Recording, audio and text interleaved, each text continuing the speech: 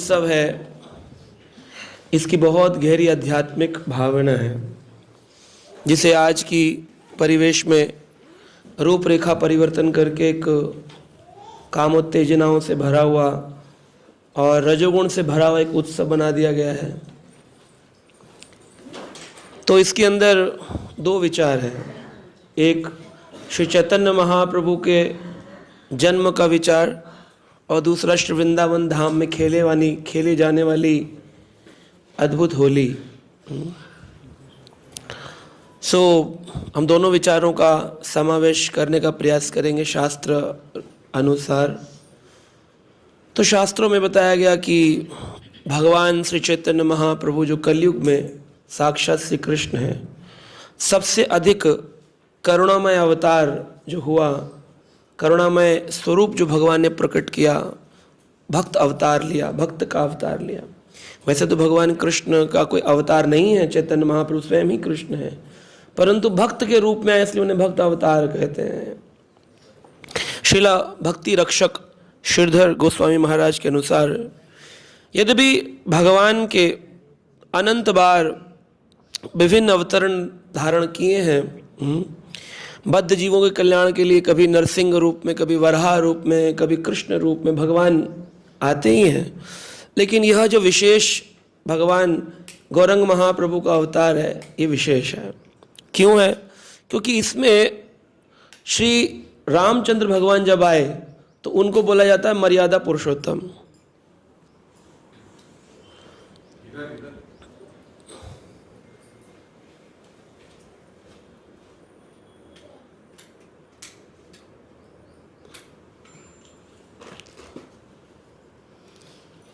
हरे कृष्ण। तो हम क्या बता रहे थे? रामचंद्र भगवान जब आए तो उनको मर्यादा पुरुषोत्तम कहते हैं, मर्यादाओं को धारण करते हैं। रामचंद्र के उपरांत द्वापर काल में भगवान श्री कृष्ण आए, उनको लीला पुरुषोत्तम कहते हैं। कलयुग में भगवान चैतन्य आए, उनको प्रेम पुरुषोत्तम कहते हैं। तो जितनी उदारता, जितनी करुणा भगवान की इस लीला में है, उतनी करुणा और उदारता किसी और लीला में देखी नहीं जाती है भगवान की। इसलिए भगवान चैतन्य का जो जन्म स्थान है, कहाँ है? बंगाल में, नवद्वीप में। उस स्थान को बोलते हैं योगपीठ। सुना होगा आपने, क्या बोलते हैं? योगपीठ। तो योगपीठ नाम क्यों है? योगपीठ नाम इसलिए कि शास्त्रों में योगपीठ को भगवान का परम धाम बताया गया है और उसको गोकुल श्री वृंदावन से अभिन्न बताया गया है। जैसे गोकुल में जन्माष्टमी की अष्टमी रात्रि में भगवान कृष्ण जन्म लिए थे गोकुल में, वैसे ही नवद्वीप में शची माता और जगन्नाथ मिश्र के घर में भगवान श्री चैतन्य महाप्रभु ने जन्म लिया। जो उच्च कोटि के रसिक पंडित आदि भक्त हैं, वो इसको व्रजमंडल ही मानते हैं, उसको व्रजमंडल ही मानते हैं। और इसको योग पीठ इसलिए कहते हैं क्योंकि भक्ति सिद्धांत श्री ठाकुर कहते थे, योग शब्द का अर्थ है दो वस्तुओं का मिलन। दो वस्तु जब मिल जाएं तो कहते हैं दो और दो योग, है ना? 2+2, तो प्लस को अंग्रेजी में प्लस, हिंदी में जोड़ और संस्कृत भाषा में उसे योग कहते हैं। 2 योग 2 = 4। तो जब दो वस्तुओं का योग होता है तब उसको योग कहते हैं। तो उस स्थान, चैतन्य महाप्रभु के जन्म का स्थान, जहाँ पर भक्त से मिलने के लिए भगवान भक्त रूप लेकर के आते हैं, तो यहाँ पर दो विचार हो गए, एक भगवान, एक भक्त। इन दो का योग हो रहा है, भक्त का और भगवान का। इसलिए उस स्थान का नाम है योगपीठ।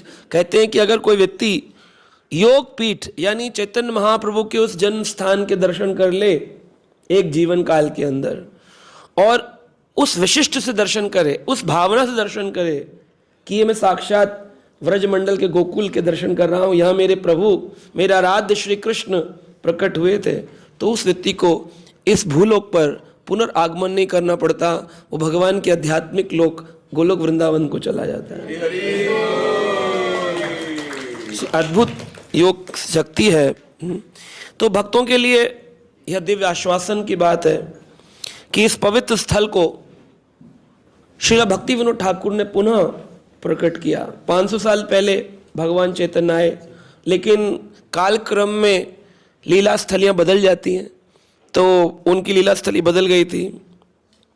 लेकिन श्रीला भक्ति विनोद ठाकुर ने अपने अथक प्रयासों से भगवान के उस योग पीठ स्थान को पुनः जागृत किया। यह शाश्वत है, पारलौकिक है, अलौकिक है, इस दिव्य धराधाम का हिस्सा नहीं है। उसको उन्होंने देखा। भक्ति विनोद ठाकुर ने अपनी छत से एक तेज पुंज दिखाई दिया। उस स्थान पर गए तो तुलसी की खुशबू ही खुशबू थी, हर तरफ तुलसी के वन थे। तो अपने गुरु जगन्नाथ दास बाबा जी महाराज की कृपा से उन्होंने उस स्थान को खोज निकाला। खुदाई हुई तो उसके अंदर से भगवान के श्री विग्रह विष्णु मूर्ति निकली। इससे भी ये पता चलता है कि वह स्थान भगवान चैतन्य का जन्म स्थान था। वही मूर्ति की प्राप्ति हुई जो चैतन्य महाप्रभु के पिता जगन्नाथ मिश्र जिस मूर्ति की पूजा करते थे नारायण रूप में, वो मूर्ति भक्तिसिद्धांत महाराज को अपने बाल्यकाल में पिताजी के द्वारा खुदाई करने पर प्राप्त हो गई। तो ऐसी अनेक अनेक चीजें पता चलती है, जिससे पता चलता है कि ये बद्ध जीवों के लिए मुक्त स्थान है। बद्ध जीव जो है संसार में, और केवल योग पीठ जाकर ये भावना करे, योग पीठ है ना, जैसे विद्यापीठ जहाँ विद्या दी जाती है, बोलते हैं ना विद्यापीठ, विद्यालय का नाम विद्यापीठ, जहाँ विद्या दी जाती है। योग पीठ जहाँ पर आत्मा को परमात्मा से मिलने का स्थान, यही योग हो सकता है। यहाँ आए तो ठाकुर जी से आपका योग हो जाएगा, इसलिए उसका नाम योग पीठ देखा गया। स्वयं उस प्रेम का आस्वादन भगवान करना चाहते थे, जिस प्रेम को राधा रानी अनुभव करती हैं।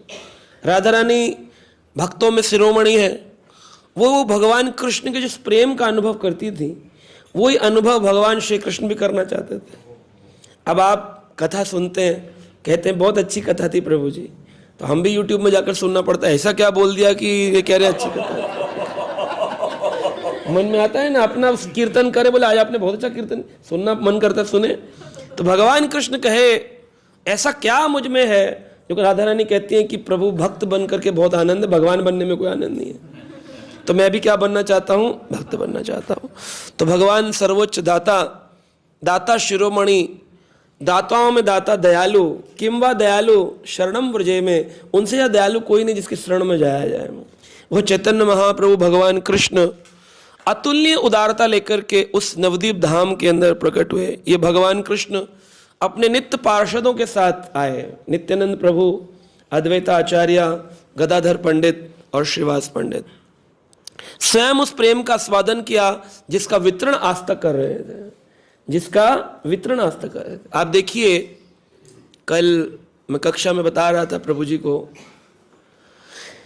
कि भगवत गीता जहाँ अंत होती है वहाँ से भागवत शुरू होती है, और भागवत जहाँ से अंत होती है वहाँ से चैतन्य चरितामृत शुरू होती है। कैसे? भगवत गीता पूर्ण सुनाने के बाद भगवान कृष्ण उपदेश दिए, सर्वधर्मान परित्याजः मामेकः शरणं व्रजः अहम त्वं सर्व पापेभ्यो मोक्षयिष्यामि मा। तुम सारा ध्यान सब कुछ छोड़ दो, स्वधर्म आदि सब छोड़ दो, सर्वधर्मान परित मामेकम, मेरी एक की शरण में आ जाओ, अहम त्वं, मैं तुम्हें क्या दूंगा, सर्व पापेभ्यो, सारे पापों से मुक्ति दे दूंगा। तो मोक्ष की बात करी गई है, सारे पाप से मुक्ति दे रहे हैं ना, प्रेमा भक्ति दे रहे हैं क्या कि तुम छोड़कर मेरी शरण में आओ, अहम त्वं प्रेमा भक्ति, बोले नहीं, मोक्षयिष्यामि मा शुचा। ये भी अचीव करना मुश्किल है लोगों के लिए। तो भागवत जब प्रारंभ होती है, कहते हैं कि ये कैतव धर्म है, मुक्ति की कामना करना। धर्म प्रोजित कैतव अत्र निर्मत्सराणाम सताम, यह तो कैतव धर्म है, मुक्ति की कामना करना, हम मुक्त मिल जाए, मोक्ष हो जाए। जो जो धर्म, जो समुदाय मुक्ति की कामना कर रही है वो कैतव धर्म है, छलने वाली बात है। इसलिए श्रील रूप गोस्वामी पाद लिख दिए थे, मुक्ति तो डाकिनी है जो भक्ति को छीन लेती है, खा जाती है, डाकिनी है, पिशाचनी है, जिसके ऊपर वल्लभाचार्य आए और उन्होंने कहा अरे आप कैसे कह सकते हैं कि मुक्ति डाकिनी है, मुक्ति भी तो एक रास्ता है। तो रूप गोस्वामी बोले कि हाँ हो सकता है। बाद में उनके पास चले गए श्रील जीव गोस्वामी और उन्होंने कहा आपने मेरे गुरुदेव श्रील रूप गोस्वामी के पद के ऊपर कैसे क्वेश्चन मार्क लगाया, कि मुक्ति पिशाचनी के जैसी है। हम मुक्ति तो पिशाचनी ही होती है। मुक्ति की कामना करना तो संसार में सबसे गंदा है। हम तो भक्ति की कामना करते हैं, भगवान की प्रेमा भक्ति चाहते हैं। ना धनम न जनम न सुंदरीम कविताम व जगदीश काम है मम जन्मनि जन्मनीश्वरे भवतात भक्ति अहेतु की तो। आपकी भक्ति चाहिए कि हमको मुक्ति चाहिए? तो वल्लभाचार्य जी बोले बात तो ठीक है। वल्लभाचार्य वो वल्लभाचार्य नहीं थे पुष्टि मार्ग वाले, एक वल्लभ भट्ट थे, बड़े ज्ञानी पुरुष थे। तो वो बोले कि ठीक है, मैं आपकी बात मानता हूँ, स्वीकार करता हूँ, मैं क्षमा याचना करूँगा रूप गोस्वामी से। रूप गोस्वामी के पास गए, बोले क्षमा करिएगा, मैंने आपके मुक्ति डाकिनी पिशाचिनी इस पर प्रश्न चिन्ह लगाया। सच्चाई है, मुक्ति तो प्रशाचिनी है जो अच्छे खासे भक्ति के मार्ग को खींच लेती है। तो रूप गोस्वामी बोले लेकिन आपको ऐसी बात कहने के लिए किसने तत्पर किया? बोले आपका शिष्य मिला जीव गोस्वामी, उसने बोला ऐसे ऐसे आपने मेरे गुरुदेव पे प्रश्न चिन्ह लगाया है, तो मुझे उसके द्वारा दिए गए तर्क बड़े सुंदर लगे, मैं क्षमा मांगने आया हूँ। तो उस टाइम भी कुछ नहीं बोले, वो चले गए। वो जीव गोस्वामी को बुलाया, बोले आज तुमने एक भक्त पर क्रोध किया, तुमने क्या गीता नहीं पढ़ी? अदुष्टा सर्वभूतानाम, किसी के प्रति द्वेष नहीं रखना चाहिए। बोले अरे वो आपका निंदक था, आपके पदों के अंदर निंदा कर रहा था। बोले कोई भी हो, तुमको किसने हक दिया क्रोध करने का? बोले गुरुदेव का अपमान होगा तो क्रोध तो करना होगा। तो श्रील रूप गोस्वामी बोले तुम्हें क्रोध आया, क्रोध पर क्रोध नहीं आया। क्रोध आया, क्रोध पर क्रोध नहीं आया कि मुझे क्रोध कैसे आ गया। अक्रोधा प्रेमानंदा नित्यानंद राम, अरे भगवान चैतन्य का जन्म ही हुआ किस लिए? अक्रोध करने के लिए, क्रोध करने के लिए नहीं हुआ है। सहन करो। तो बोले जाओ तुम वृंदावन रहने योग्य नहीं हो, है ना, तो वृंदावन से निकाल दिए थे। तो इस प्रकार की स्थिति, चिंतामणि हरिनाम, भागवत कहती है मुक्ति तो प्रोजित धर्म है, कैतव धर्म है, इसको त्याग दो। और कहां चलो? प्रेम पुमर्थो महान, प्रेम की ओर चलो। श्रीमद् भागवतम महामुनि कृत किंबा परेर ईश्वरा, इससे ऊपर बढ़कर के कोई ईश्वर है? तब भागवत के 18,000 श्लोकों की रचना करी गई। भागवत के 18,000 श्लोक बोले, उसके अंत में बोले क्या?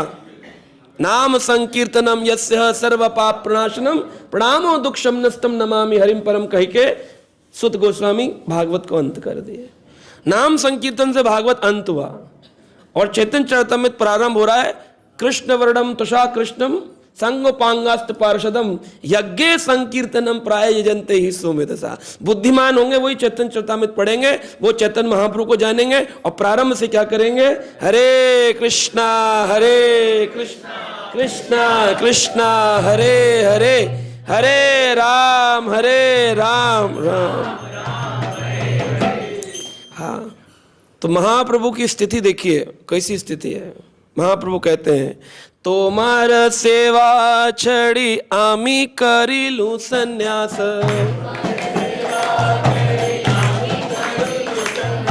तोमार सेवा छड़ी आमी करिलू न संन्यास। बाउल हैया आमी केलो धाम नास,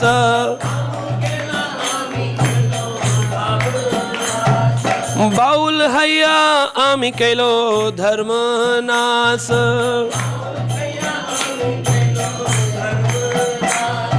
तोमार सेवा छड़ी आमी करिलो संन्यास,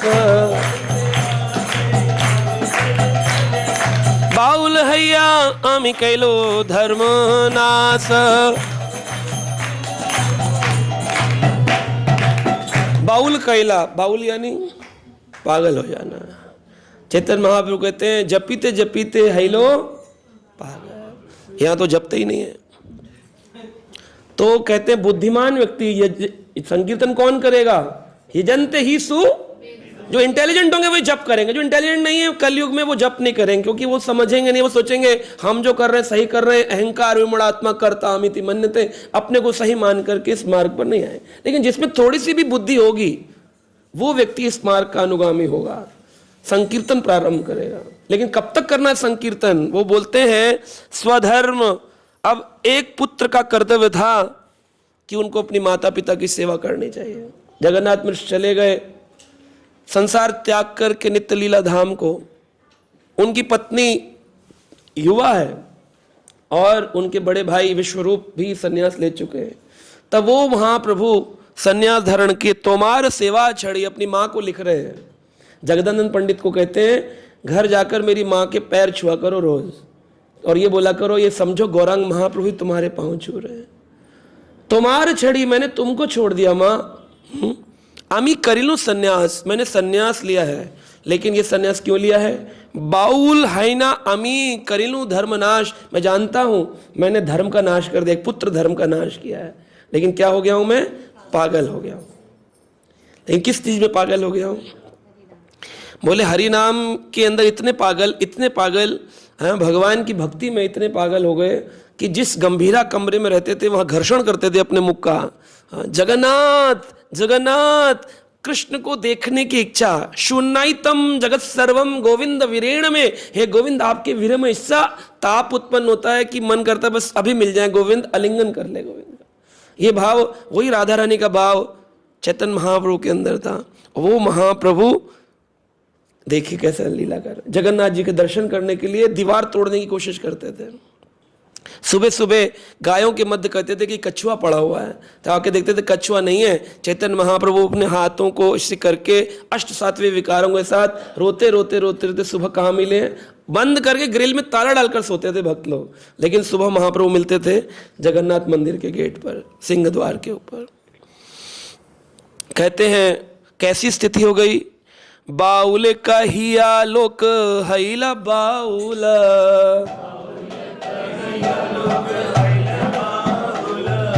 बाउल कहिना हैला बाउल,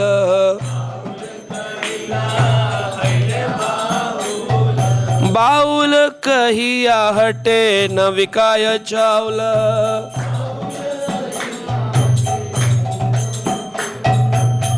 कहा तुम्हारी माँ पूछेंगी कहाँ है चैतन्य, कोक क्यों नहीं आया? कह देना बाउल कहे, वो पागल ने कहा है लोक हैला बाउल, वो कहा लोक के लिए वो पागल हो गया है। किसके लिए पागल हो गया है? लोक हैला बाउल, लोक में वो पागल हो गया है। वो पागल ने कहा है, वो पागल हो गया है। और बाउल कही है, बाउल ने क्या कहा है? हैते ना विक्रेता चावल, चावल बिकना बंद हो गया है पूरे के पूरे नवद्वीप के अंदर। क्यों पागल, क्यों चावल बिकना बंद हो गया? क्योंकि उड़ीसा में क्या खाया जाता है? चावल। अब चावल जो खाया जाता है वो चावल खा नहीं रहे लोग, क्योंकि महाप्रभु ने सन्यास ले लिया है और वो हरि नाम में पागल हो गए। उनकी स्थिति देख करके लोगों ने भोजन खाना छोड़ दिया। इसलिए बाउल कहिया हैते ना विक्रेता चावल, चावल की बिक्री बंद हो गई। ये स्थिति हो गई थी नवद्वीप में। भगवान राधा रानी का भाव लेके कृष्ण प्राप्ति चाह रहे हैं और संसार राधा रानी की प्राप्ति चाह रहा है चैतन्य महाप्रभु के रूप में, क्योंकि राधा दास्यम चाहिए। वो चावल खाना छोड़ दिया। आपकी ऐसी स्थिति हुई है भोजन खाना छोड़ दे? होली आई तो बोले गुजिया, वाह वो हुआ ये। हमारा तो प्रेम का रंच मात्र भी नहीं है प्रेम। तो वैष्णवों की सच्ची होली यही होली है जिसमें हम महाप्रभु के अद्भुत प्रेम का आस्वादन करें। राधा कृष्ण का प्रेम भी अगर देखें तो संसारी बातें तो दूर की बातें हैं, एक सच्चे वैष्णव को संसारी धंधों से, विषय गीतों से, संसार में चलने वाले फिल्मी गानों से, इनमें सुख की खोज नहीं करनी चाहिए। अभी क्या करेंगे लोग होली में? बड़े बड़े तेज गाने लगा करके गाड़ियों के पीछे और काले रंग लगा के सिल्वर पेंट और ब्लैक पेंट और नाचेंगे गाएंगे, है ना। सोसाइटी प्रोग्राम होंगे, बड़े समझदार होंगे सोसाइटी, वो लगा देंगे डीजे और नाचेंगे पानी से, है, और पानी के ऊपर लड़ाई हो जाएगी, युद्ध हो जाएगा। पानी क्यों बंद कर दिया, चला दिया।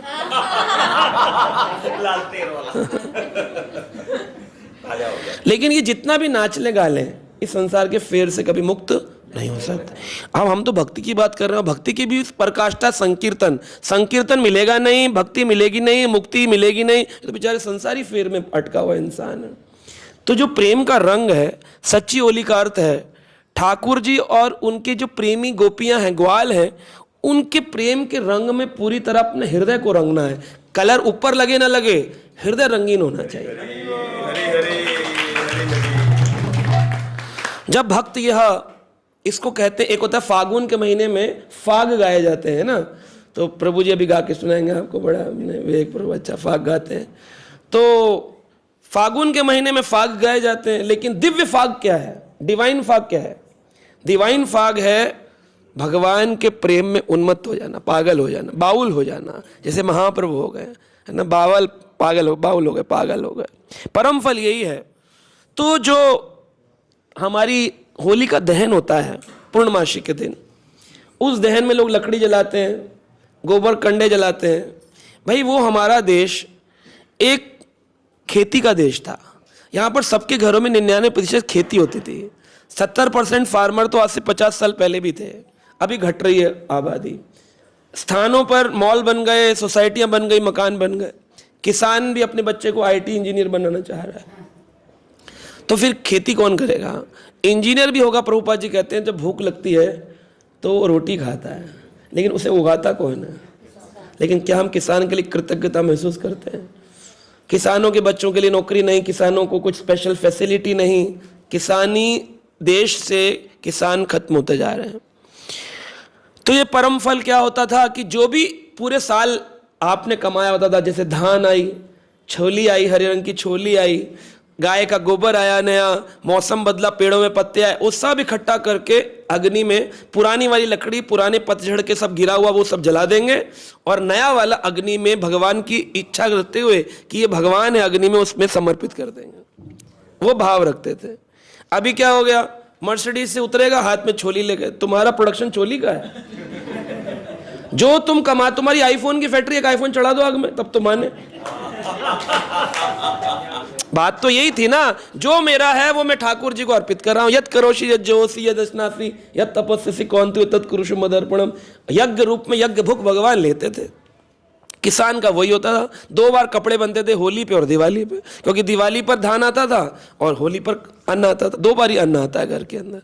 खेती थी क्योंकि अब किसानी रही नहीं। ये बाइकों पे, गाड़ियों में उतर के कंडा जलाना, ना गाय है, कुत्ते पाले हुए हैं और गाय का गोबर जला रहे हो अग्नि में, क्या जरूरत है उसकी? तो ये केवल एक कॉपी पेस्टिंग हो रही है, धर्म का विनाश हो रहा है। इससे अच्छा क्या है? दिव्य फाग क्या है कि ये होली जले तो उसके अंदर अपने हृदय में उत्पन्न होने वाले त्रिताप, हाँ, आदि दैविक, आदि भौतिक, आदि आत्मिक ताप जो है ये जल जाए। मेरे सारे पूर्व अनर्थ जो मैंने आज तक एकत्रित किए थे, यह भाव रखते हुए भगवान प्रहलाद जिस प्रकार होलिका की गोद में बैठ करके बच गए थे, वही भाव रखते हुए प्रहलाद का कि प्रभु आप तो रक्षक हैं, मेरी भक्ति की, मेरी आत्मा की रक्षा कर लीजिए और मेरे जो अनर्थ है उनको इस दहन में जला डालिए। तो ये होलिका दहन का आध्यात्मिक रहस्य शास्त्रों में बताया गया है। अभी देखिए एक भाव और दिया गया, संवत्सर, यानी कि विक्रमी संवत चल रही है हर साल। जैसे English calendar Georgian, Hindi calendar में विक्रमी संवत। संवत्सर का आखिरी महीना फागुन का महीना होता है। इसके बाद चैत्र मास प्रारंभ होगा, तब हम सनातन धर्मी नववर्ष बनाएंगे। जो चैत्र पूर्णिमा आएगी तो नववर्ष बनाया जाएगा। तो देखा जाए तो ये अंतिम पूर्णिमा है, गौर पूर्णिमा या फिर फागुन पूर्णिमा, ये अंतिम पूर्णिमा। इसके बाद कुछ दोबारा मौका नहीं मिलेगा पूर्णिमा बनाने का। सो ये बात बताती है कि जो ये संसार का चक्र है, इसमें एक भक्त यही प्रार्थना करता है कि मैंने अब ये अंतिम देह प्राप्त करी है मनुष्य की, अब इसके बाद दोबारा मौका नहीं मिलेगा। सो ऐसा कुछ काम कर दूं इस फागुन में कि प्रभु अब दोबारा इस देह धारण ना करनी पड़े, है ना। ये पुनरपि जननम पुनरपि मरणम का चक्र समाप्त हो। ऐसी प्रेमा भक्ति का रंग खेलूं प्रभु, है ना। अपने रंग में ऐसा रंग देना आप मुझको कि मुझे वापस इस संसारी रंग में, रजोगुण तमोगुण सत्वगुण में रंग के इस दोबारा फिर ना आना पड़े कहने के लिए happy birthday to you, happy new year, फिर दोबारा ना आना पड़े। ऐसा मुझे कर दो आप, जहाँ भी रखो। मुझे गोलोक की कामना नहीं है, लेकिन आपकी प्रेमा भक्ति जहाँ हो, जहाँ आपका संग मिले, जहाँ आपके भक्तों का संग, वहीं रखना बस। तो ये आत्मा के ऊपर जो ये शरीर है, ये विभिन्न प्रकार के आवरण हैं।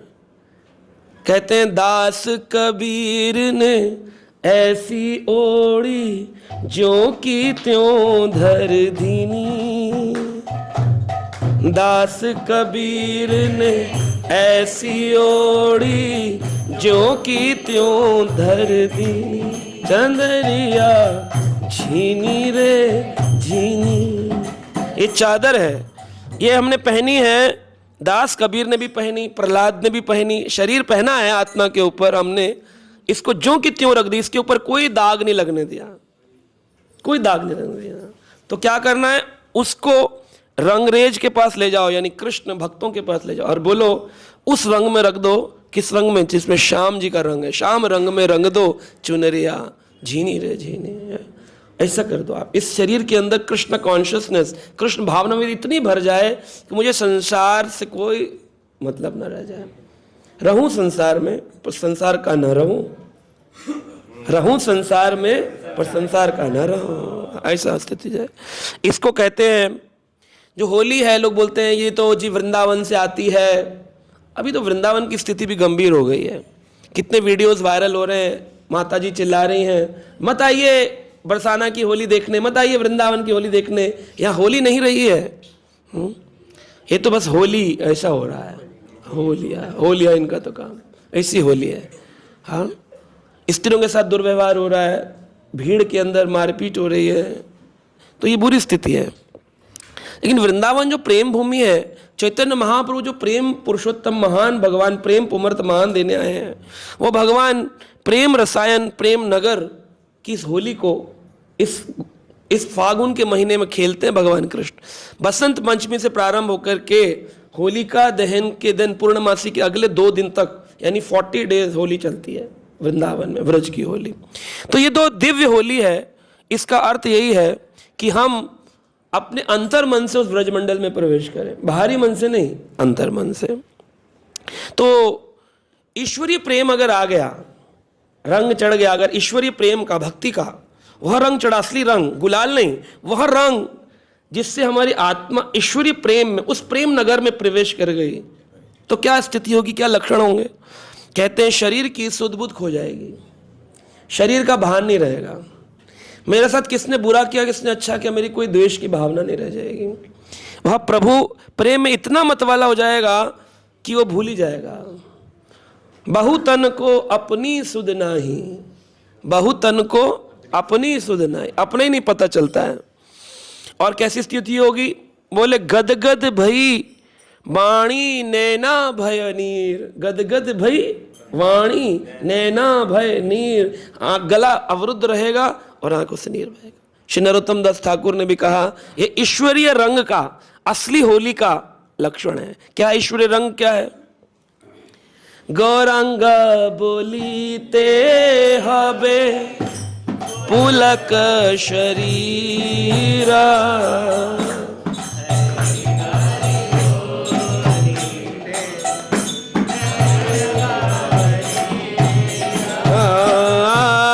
गौरांग बोलीते हबे पुलक शरीरा, हरि हरि बोलीते हाँ नयने भवनी।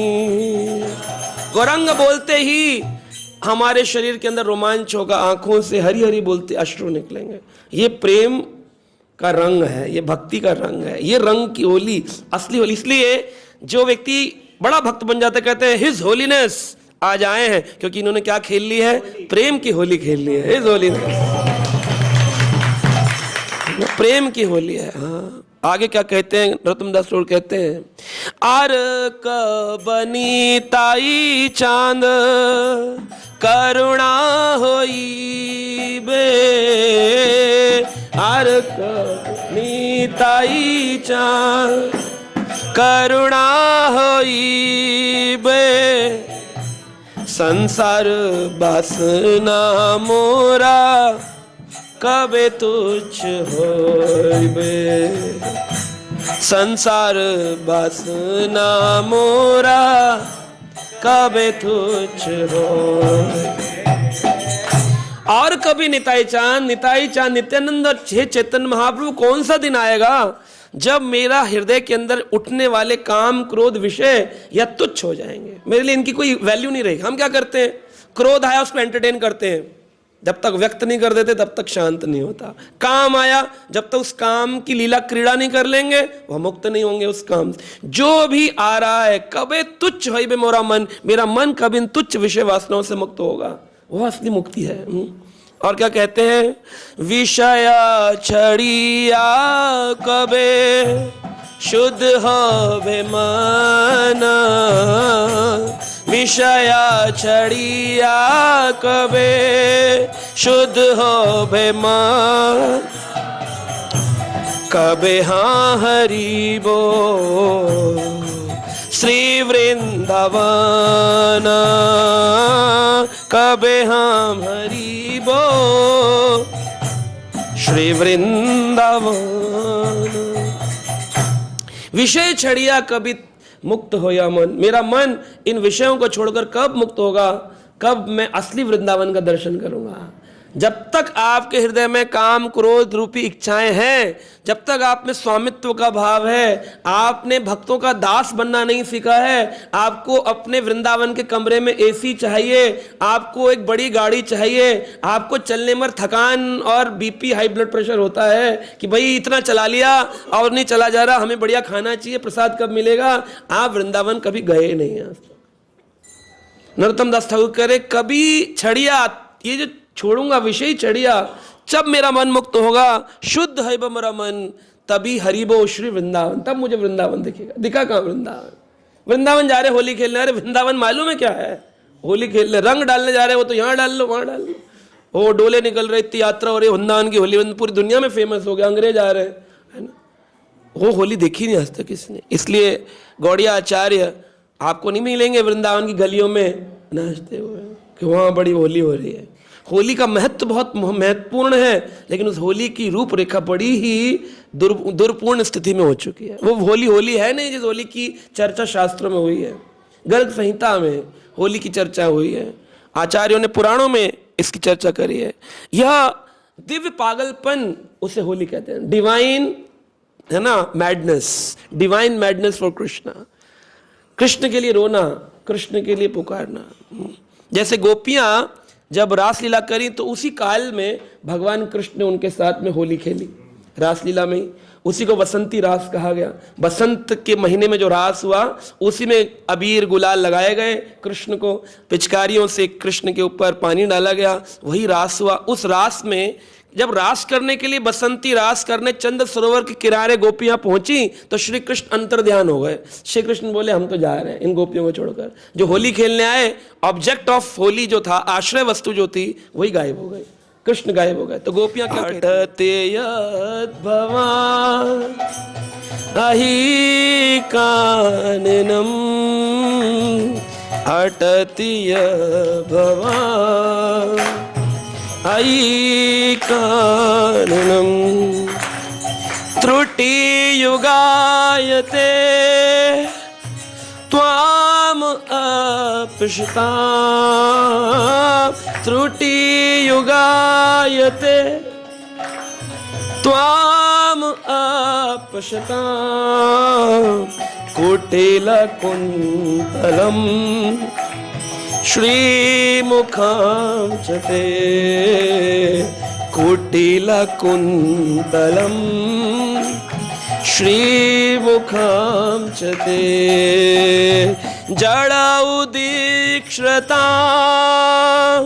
पक्षक्रदृशां, जड़ उदीक्ष्यतां पक्षक्रदृशां, अटति यत् भवान अहि काननम। अटति यत् भवान अहि काननम। गोपियां पीछे पीछे जा रही हैं, हाथ में अबीर गुलाल ले रखा है। ठाकुर जी होली खेलने आए थे, बसंत रास करने, कहाँ चले गए कृष्ण? जिनसे होली खेलने है वही है ही नहीं अवेलेबल, घर पे नहीं है, कहाँ चले गए कृष्ण? बुलाया वेणु वादन करके, अब आए जब खेलने तो अदृश्य हो गए। तो कहती हैं अटति, हाँ अटति यानी हम इतनी यात्रा करके आए हैं। अब यात्रा का मतलब ये नहीं कि घर से आए हैं, कितने जन्मों की यात्रा करके कृष्ण आपके पास है।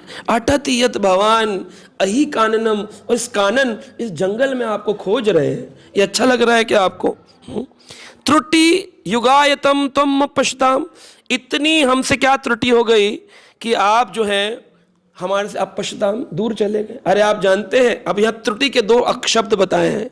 एक त्रुटि है कि हमसे क्या त्रुटि हो गई, और एक है सेकंड जो होता है ना, उसका 1700वां हिस्सा, 1700 पार्ट, 1/1700 सेकंड का युगाइतम बोलते हैं ना, हमारे को आपसे विरह इतना होता है कि एक क्षण भी युग जैसा लगता है। सेकंड का 17वां हिस्सा, इसे त्रुटि कहते हैं। कहा रे हमारी पलक त्रुटि क्या झपकी कि आप अपश्यताम, आप गायब हो गए कृष्ण। तो भगवान के लिए हम जो सो रहे हैं 8-8 घंटे ना, प्रैक्टिकली 6 घंटे सोना चाहिए। सोते रहो आंख बंद करके मस्त, वो कृष्ण चले गए कहाँ के कहाँ। वो कह रही 1700 सेकंड का 17वां हिस्सा आप कृष्ण, आप अपश्यताम, आप गायब हो गए हमसे। हाँ, तो गाली देने लगी। कुटिल कुंतलम, गाली दे रही हैं। किसको गाली देती हैं? कि कृष्ण तुम्हारे जो ये घुंघराले बाल हैं इनमें हमारा मन अटक गया है, कुटिल कुंतलम। और वो जो आपके मुख पर गिरते हैं ना, श्री मुखाम चते, वो आपकी जो सुंदरता उसने हमारे मन को क्या कर लिया है? लॉक कर लिया है। Your hair locks have locked my heart. आपके उन कुंटल कुंतलों ने, उन केशों ने हमारे हृदय को बांध दिया है कृष्ण। लेकिन जड़ उदीक्षताम, ये जो ब्रह्मा है ये जड़ बुद्धि वाला है, इसने क्या कर दिया? हमारी पलकों में क्या लगा दिया ना जाने कि वो नीचे गिर जाती है। आपका दर्शन करने आते झपक जाती है, और उतनी देर जितनी देर झपकती है आप अदृश्य हो गए, आप पश्चाताप। ये हमको इतनी दूरी भी बर्दाश्त नहीं हो रही। यहां तो कृष्ण है ही नहीं। एक चित्र लगा दिया बड़ा सा सामने, वो भी बाबा जी का है ही नहीं कृष्ण। तो कृष्ण गायब है दुनिया से, अब चित्र में रख भी दिया तो हृदय में नहीं है। आप चित्र में रखो ना रखो, अपने हृदय में भगवान को रखो। कोई भी क्रीड़ा, अश्लील क्रीड़ा करते हुए, कोई भी रोष उत्पन्न करते हुए होली दिवस पर याद रखो कृष्ण देख रहे हैं। सबके हृदय में सीसीटीवी लगाया है नारायण ने, सब देख रहे हैं तुम क्या गड़बड़ घोटाला कर रहे हो। हे प्यारे, दिन के समय जब तुम वन में विहार करने चले जाते हो, तुम्हें देखे बिना हमें लगता है युग बीत गए हैं। शून्यायतम जगत सर्वम गोविंद विरहेण में। कभी अनुभव हुआ गोविंद के विरह का? लड्डू पेड़े का अनुभव होता है, गुजिया नहीं मिली होली पे अनुभव होता है, सब अनुभव होता है। अच्छी होली नहीं हुई, रंग सेंटेड नहीं मिला, हाय हाय हमारा ऊधम रह गया, उड़दंग रह गया, घूमना रह गया, वृंदावन रह गया, बरसाना रह गया, क्या क्या रह गया, लेकिन गोविंद रह गया। गोविंद विरहेण में यह अत्यंत कष्टकारी है, गोपियां कहती हैं। ऐसी अवस्था जो है, ये है होली का प्रेम रहस्य। क्या है? होली का प्रेम रहस्य। ये कथा ही है, प्रेम रहस्य होली। होली नहीं है, ये प्रेम रहस्य होली है। इस अवस्था की पहचान गहरी आध्यात्मिक स्थिति से हो सकती है। मतलब जिसकी बहुत गहरी आध्यात्मिक स्थिति है वो इस होली को समझ सकता है। बाकी के लिए तो अरे क्या प्रभु जी कुछ चुटकुला सुनाते, बड़े हंसी मजाक होता है, हाँ कुछ कार्टून आते हैं, कुछ पपेट शो होते हैं, आजकल तो यही सब चल रहा है। लेकिन क्या प्रभु जी आप लेकर बैठ गए इतना गहरा ज्ञान भागवत का। इसलिए कहते हैं कि भगवान कृष्ण जब गोपियों को मिले, काफी स्तुति करने के बाद उन्होंने गोपी गीत गाया। अपने जब 19 पद गा दिए गोपियों ने, तब भगवान कृष्ण मिले। भगवान कृष्ण बोले, पता है मैं क्यों गायब हो जाता हूँ, क्यों नहीं मिला हूँ तुम लोगों को आज तक, क्यों नहीं मिला हूँ? हमें भी उत्तर दे रहे भगवान। भगवान कहते हैं, ना हम तो सख्यो भजतो अपि जंतुम भजामि अमिषाम अनुवृत्ति वृत्तये यथा अधनो लबुधेन विनष्टे तत्चिंतयन् निभृतो न वेदा। भगवान कह रहे हैं, कितना सुंदर उदाहरण देते कि भगवान भी उदाहरण देते, रूपक उदाहरण दिए। भगवान क्या बोले? यथा अधन अंधो, एक व्यक्ति जब उसका धन चला जाता है, पहले भगवान उसको खूब धनी बनाते हैं, किंगफिशर एयरलाइन खूब धनी बनाएंगे, पहले व्यक्ति को मूढ़ बना देंगे, मूर्ख बना देंगे, धन के प्रति लोलुप बना देंगे, लेकिन धन को अदृश्य कर देंगे जीवन। फिर छोड़, फिर क्या करेगा? यथा अधनो लब्ध्वा धन वृष्टे, जब वो धन मिलेगा वो धन में अंधा हो जाएगा। और फिर क्या होगा? अचानक से मैं उसका धन ले लेता हूं। तत्चिंतयन, तब वो केवल किसकी चिंता करता है? निब्रतो न वेदा, फिर वो वेदों की चिंता नहीं करता, ये धन पुनः अर्जित कैसे हो, इसी ख्याल में उसका पूरा जीवन निकल जाएगा। यह मेरी चाल है। तो जिस भी चीज के मैं चिंतन में तुम्हें लगाना चाहता हूं, उसी चीज को मैं तुम्हारे जीवन से गायब कर देता हूं। तो भगवान कृष्ण बोले, गोपियां मैं तुम्हें मिला और अब मैं तुम्हारे से गायब हो गया, ताकि मैं चाहता हूं क्या हो? निवृत्तै वृष्टि, तुम्हारी इच्छाएं और डीप हो जाएं। कृष्ण कब मिलेंगे, कब मिलेंगे, कब मिलेंगे, कब मिलेंगे। वृंदावन जाए तो सुख, न जाए तो अप्रमेय सुख, अप्रतिम सुख मिल जाएगा। वृंदावन ना मिले तो बहुत अच्छा है। वृंदावन मिल गया तो सुख खत्म। अपराध होंगे, वृंदावन में लेटे रहेंगे, पकोड़े खाएंगे, लस्सी पिएंगे, सो जाएंगे मस्त अपने, हैं, और भूल जाएंगे कि वृंदावन किस मकसद से आए थे। इसलिए वृंदावन ना मिले और वृंदावन की चेतना मिल जाए कि हे कृष्ण कब वृंदावन मिलेगा, हे कृष्ण कब वृंदावन, बस इसमें अगर प्राण छूट जाए, निवृत्तै वृष्टै वृत्तै, इसमें भगवान कहते हैं जिस चीज को हटाता हूं उसी की चेतना को इंटेंस डिजायर बढ़ा देता हूं, खूब बढ़ाता हूं, खूब बढ़ाता हूं, और फिर अंत में मिलता हूं। बिल्लभ मंगल ठाकुर को जब वो पहुंचे वृंदावन तो पूछे, ग्वाला मिला, बोले कृष्ण हो क्या? बोले नहीं नहीं, यहाँ पर हर कोई कृष्ण होता है कि हम ग्वाले हैं यहाँ। बोले प्यास लगी है, जमुना कहाँ होगी? बोले कहाँ खड़ा है ना भाई, जमुना है, यही जमुना है, पी ले बाबा। तो ठाकुर जी ने हाथ में पानी भर के दिया, जमुना का मीठा जल पिया। बोले हाँ, इस जल की निर्मलता बता रही है कि यमुना जल है, मैं यमुना आ गया हूँ, ये जल की निर्मलता बता रही है, बड़ा आनंद हो रहा है बाबा। तो बोले हाँ हाँ बड़ा आनंद है। तो कुटिया वुटिया है कहीं रहने की? करना करे एक पढ़िए बेकार कुटिया, वहाँ सो जा। थी नहीं, ठाकुर जी ने निर्माण की, बोले यहाँ सो जा। कुटिया में सो गए। बोले खाने को कछु है? बोले ना बाबा कछु ना है। करे ये ले, जहाँ कोई छोड़ गया हो तो खा ले।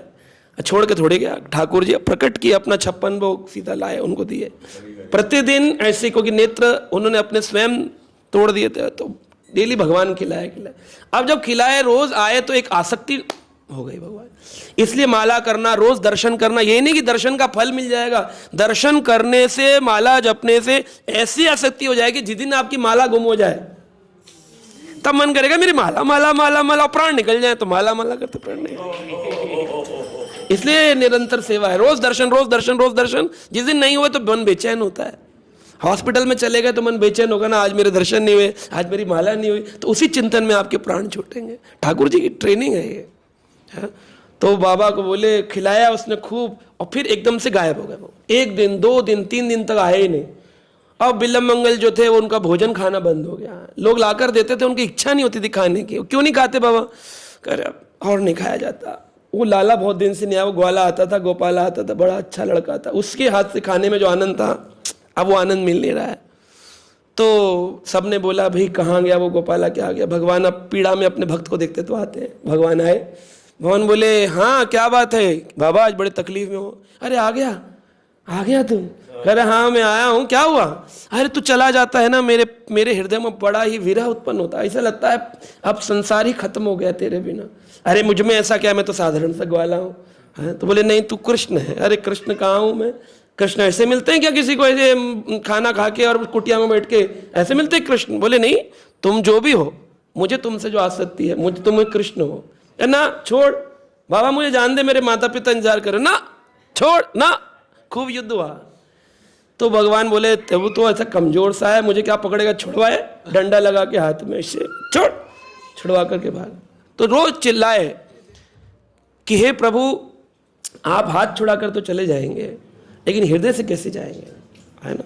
तो बिल्लभ मंगल ठाकुर चौराष्टकम लिखे, हृदय का चुराने वाले चौराष्टकम लिखे हैं कि आपसे ज्यादा अग्रगण्य चोर कोई हुआ नहीं है दुनिया में। किसी ने लोहा चुराया, सोना चुराया, पैसा चुराया हो, लेकिन आप तो क्या चुराते हैं? दिल चुराते हैं। और मैं क्या करूंगा? आपको हृदय के कारागार में ऐसा बंद करूंगा, ये भूखा प्यासा रख दूंगा, निकालने वाला नहीं होगा कोई आपको मेरे हृदय से, बांध के रख दूंगा। भाव है उनका, है ना? तो भगवान प्रकट हो गए, भगवान ने नेत्र दिए, बोले लो मेरे साक्षात दिव्य स्वरूप का दर्शन करो। तो बोले भगवान बड़े प्रसन्न हुए उनको देख करके। बोले भगवान से, बोलो तुम्हारी क्या कामना है? आप कुछ भी मांग सकते हैं, मुक्ति दो, भक्ति दो, ये दो, ग्रंथ दो, नाम प्रतिष्ठा, कुछ बना दो बढ़िया स्वामी, कुछ बना दो यूट्यूबर, कुछ तो बना दो, है कि नहीं? तो हमें कुछ बना दो प्रभु, हम भी अपना वीडियो चलाएं, डालें हैं। लेकिन वो बोले नहीं प्रभु, कुछ कामना नहीं है। क्या कामना है? नेत्रहीन कर दीजिए। बोले नेत्रहीन क्यों? बोले बस ठाकुर जी, इस नेत्रों का एक ही फल है, अक्ष फलम एक ही फल है, क्या? तब दर्शनम, आपके दर्शन हो गए, अब और कोई कामना नहीं है। ये भाव है भक्ति का, ये पागलपन है भक्ति का। तो भगवान ऐसे गायब कर देते हैं व्यक्ति को। कहते लेकिन यह ज्ञान की परंपरा मिलती किसकी कृपा से है? प्रेम नगर की इस होली का रहस्य शुक संप्रदाय के आचार्य चरणदास जी महाराज अपने एक भजन में बताते हैं। कहते हैं कि चरणदास सुखदेव गोस्वामी के एक सच्चे भक्त हुए, जिनकी स्थान शुक ताल तीर्थ में वह जो पेड़ है आज भी विराजमान है, कुछ भक्तों ने दर्शन किया है। उस पेड़ के अंदर चरणदास जी निकलते हैं, अगर कोई अच्छा भजन अच्छी कथा करे उनको चरणदास जी के दर्शन, आज भी वहाँ मूर्ति बनी है, विग्रह है उनका। तो शुक संप्रदाय के आचार्य थे चरणदास, वो लिखते हैं कि अगर असली होली है तो वह गुरु की कृपा से होती है। किसकी कृपा से होती है? गुरु बिन होरी कौन खिलावे, गुरु बिन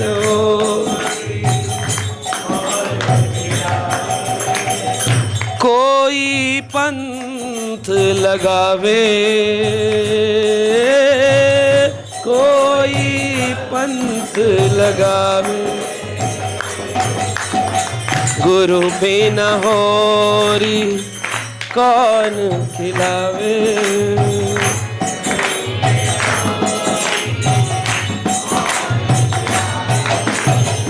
तो क्या कहा? गुरु बिन होली कौन खिलावे, गुरु के बिना होली कौन खिला सकता? होली कौन सी होली? ये नहीं गुरुजी हैप्पी होली, गुरुजी पैरों में गुरुजी रंग डाल दे हैप्पी होली, ये होली नहीं है। गुरु वो संबंध स्थापित करते हैं कि तुम जीवात्मा भटक रही थी और तुम कृष्ण की दास हो, जुड़ जाओ उस कृष्ण से, और वो जब अंतर मन में आनंद उत्पन्न होगा वो होगी अप्लावित धाराओं से, पिचकारियों से, अंतर मन के अबीर गुलाल की होली, आनंद की होली, वो होली। वो गुरु के बिना कौन खिला सकते हैं? कौन पंथ लगावे, कौन इस रास्ते पर लगाने वाला था भक्ति के रास्ते? हम तो वही समझ रहे थे कि लाल पीला वृंदावन में उड़ाओ यही होली होती, लड्डू मार होली, ले लड्डू खा ले, लड्डू होली। ये भारी होली है, अंतरुणी होली कौन खिलाएंगे? गुरु जी खिलाएंगे। कहते हैं करे कौन निर्मल या जी को, करे कौन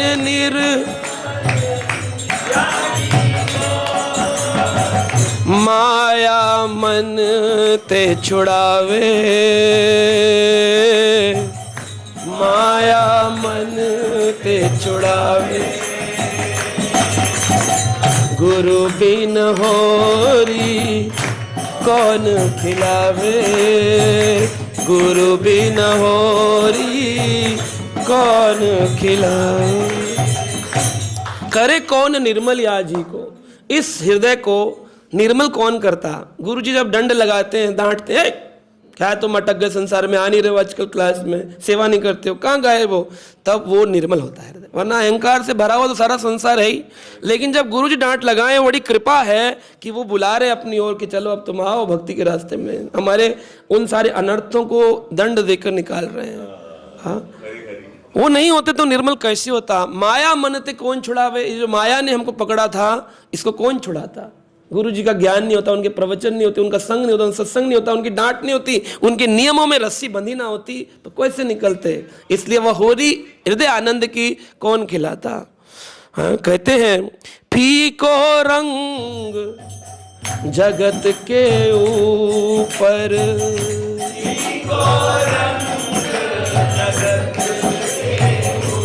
हाँ फीको रंग जगत के ऊपर, फीको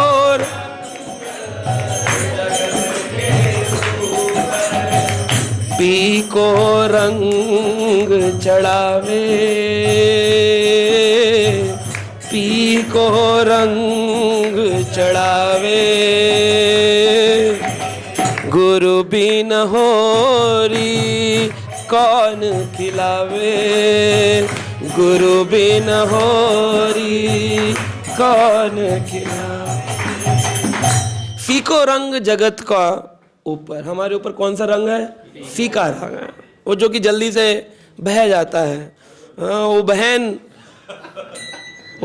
जो बहन कह रही थी वो बहन ना निकली, वो भाई जो भाई कह रहा था वो भाई ना निकला, वह दोस्त जो दोस्त कह रहा था वो दोस्त ना निकला। वो रंग चढ़ता है और उतर जाता है। इस संसार में सारे रंग, सारे संबंध कुछ क्षणों में विलीन हो जाते हैं, लेकिन फीको रंग जगत का ऊपर, अभी क्या दे दिया आपने, पीको रंग चढ़ावे। पीका रंग यानी ऐसा जटिल रंग चढ़ा दें जो कभी टूटता नहीं। वो कौन सा रंग है? कृष्ण भक्ति का रंग ऐसा चढ़ा देते हैं गुरुजी कि वो उसको कोई तोड़ नहीं सकता है।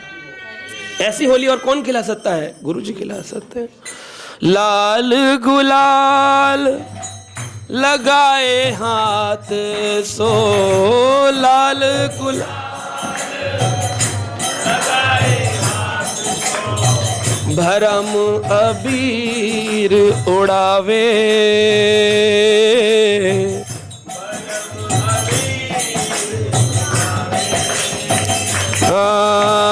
गुरु बिन होरी कौन खिलावे।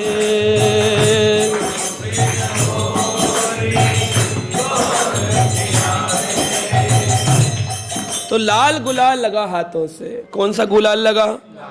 लाल गुलाल। कहते हैं वो गुलाल का अर्थ है गुरु प्रेम का गुलाल लगा देते हैं। और भरम अबीर उड़ावे, जो अबीर भरम का लगा था, भ्रम का, कि मैं संसार का हूँ, ये संसार मेरा है, भरम अबीर उड़ावे, कहते हैं ऐसे झाड़ देते हैं।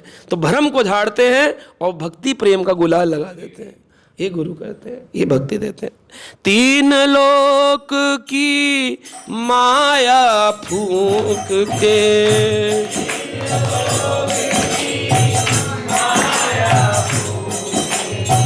तीन लोक की माया फूंक के,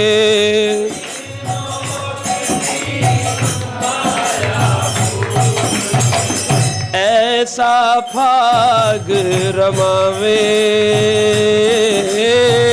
ऐसा फाग रमावे, गुरु बिन होरी कौन खिलावे, गुरु बिन होरी कौन खिलावे। हाँ, त्रिभुवन की माया, त्रिभुवन यानी स्वर्ग की, ऊपर 7 लोक, नीचे 7 लोक और भूमि, इन सभी तीनों लोकों में, ऊपर के ऊर्ध्व लोक, अधोलोक और मध्य लोक, इन त्रिभुवन, इन तीनों लोकों में, तीनों स्थितियों में जो माया जड़ जगत का जाल है, उसको गुरुजी क्या करते हैं? तीनों लोगों की माया फूंक के, जो होली दहन होता है तो गुरुजी कहते चलिए बोलिए होलिका मैया की, नहीं बोलना है। गुरुजी कहते हैं आपको बोलना है प्रहलाद महाराज की। अरे होलिका तो राक्षस ही थी। तो गुरुजी बताते हैं तुम्हें अपना त्रिभुवन की माया से छुड़वा देते हैं, जो तुम माया में फंसे हुए हो। लोटे से जल चढ़ाने से कुछ नहीं होगा। हाँ, जय माता जय माता। उससे क्या हुआ? आज तक तुम्हारे हृदय से एक भी गुस्सा खत्म हुआ? एक भी निर्मल हृदय हुआ? एक के प्रति भी रोष खत्म हुआ? आज तक निर्मल हृदय हुए? प्रेम आया? नहीं। उसने मुझे रंग नहीं लगाया तो मैं भी उसे रंग नहीं लगाऊंगा। हाँ, अकड़ के रहते हैं। हाँ, एक दिन एक आया था हमारे पास, सामने से निकल रहा था, सोच रहा था मैं लगा दूं, तो मैं तो लगाता ही हूँ, तो उससे कोई दुश्मनी थी नहीं, उसके मन में थी। तो कह रहे लगाएंगे नहीं? मैंने कहा हाँ हाँ क्यों नहीं लगाएंगे। तो मैंने तो लगा दिया, लगाया रंग। तो वो कहता है हम भी लगा दें? मैंने कहा लगाओ। तो लाया भी नहीं था, हमारे ही रंग से लगा के कहता है हैप्पी होली। ये रंग लगाने से क्या बोलते, बुरा मत मानो, ये दिवस जो होता है सारे पुरानी दुश्मनियों को भूलने वाला होता है क्या? बिल्कुल नहीं होता। सब दुश्मनियां और निकालते हैं अपनी। ओ हाँ, वो पानी लेके बोले चाची तेरे पिता, सारे दुश्मन निकालते हैं। चाची ने हमें रोका था तो उसके, हम जब छोटे थे जहाँ एक आंटी बच्चों की बॉल रख लेती थी, देती नहीं थी, तो उसके घर में 1000 बॉल होंगे। उनके बच्चे थे नहीं तो बॉल रख लेती थी, खेलने नहीं देती। और बॉल रख लेती थी तो सारे बच्चे कहते थे इस बार होली कहाँ से शुरू होगी? आंटी के घर से। सारा काला रंग, आंटी हैप्पी होली। तो दुश्मनी निकाली जाती है, खत्म कहाँ होती है? बुरा ना मानो होली, अरे बुरा मानो। हाँ होली है।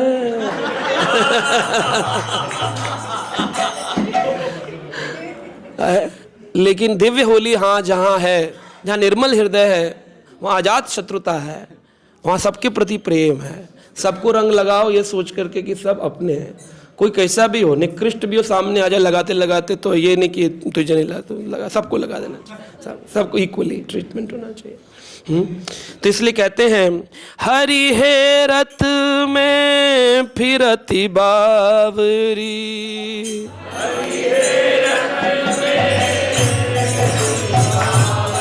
ओ हरि हेरत में फिरती बावरी, हरि हेरत में फिरती बावरी, नैनन में कब आवे,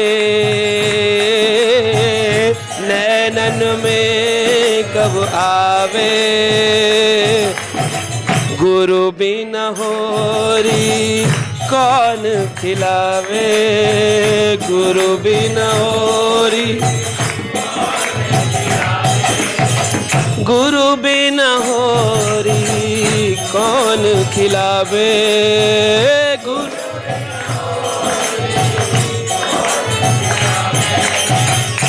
तो हरि हेरत में फिरत बावरी, गोपियां कहती हैं हम हरि के ढूंढ रहे हैं, हरि को वन वन में घूम रहे हैं, नैनन में कब आवे, वो हरि नैन में कब आएंगे। ये हमारे लिए भी है, हम कृष्ण को ढूंढ रहे हैं, कृष्ण कब आएंगे, है ना। गुरु आज्ञा के बिना कोई कार्य करना केवल अपवाद करना है। एक है अध्यात्मवाद और एक है अपवाद। वाद का मतलब होता है चर्चा। जब कोई भी चर्चा गुरु आज्ञा के विहीन होती है, गुरु से डिस्कस किए बिना की जाती है, वो एक अपवाद है। हमें लगेगा हम अध्यात्मवाद कर रहे हैं, we are doing spiritual practice, but because you are doing without consultation of your guru, he is getting agitated, irritated and you thinking I am doing very nice, so it's just अपवाद। ये एक अपवाद होता है।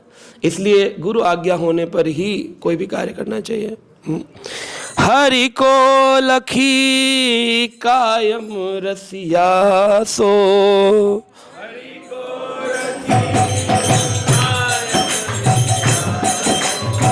हरि को लखी कायम रसिया सो,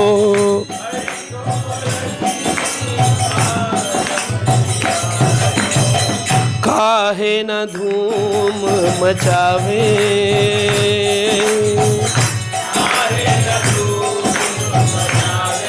ओ काहे न धूम मचावे,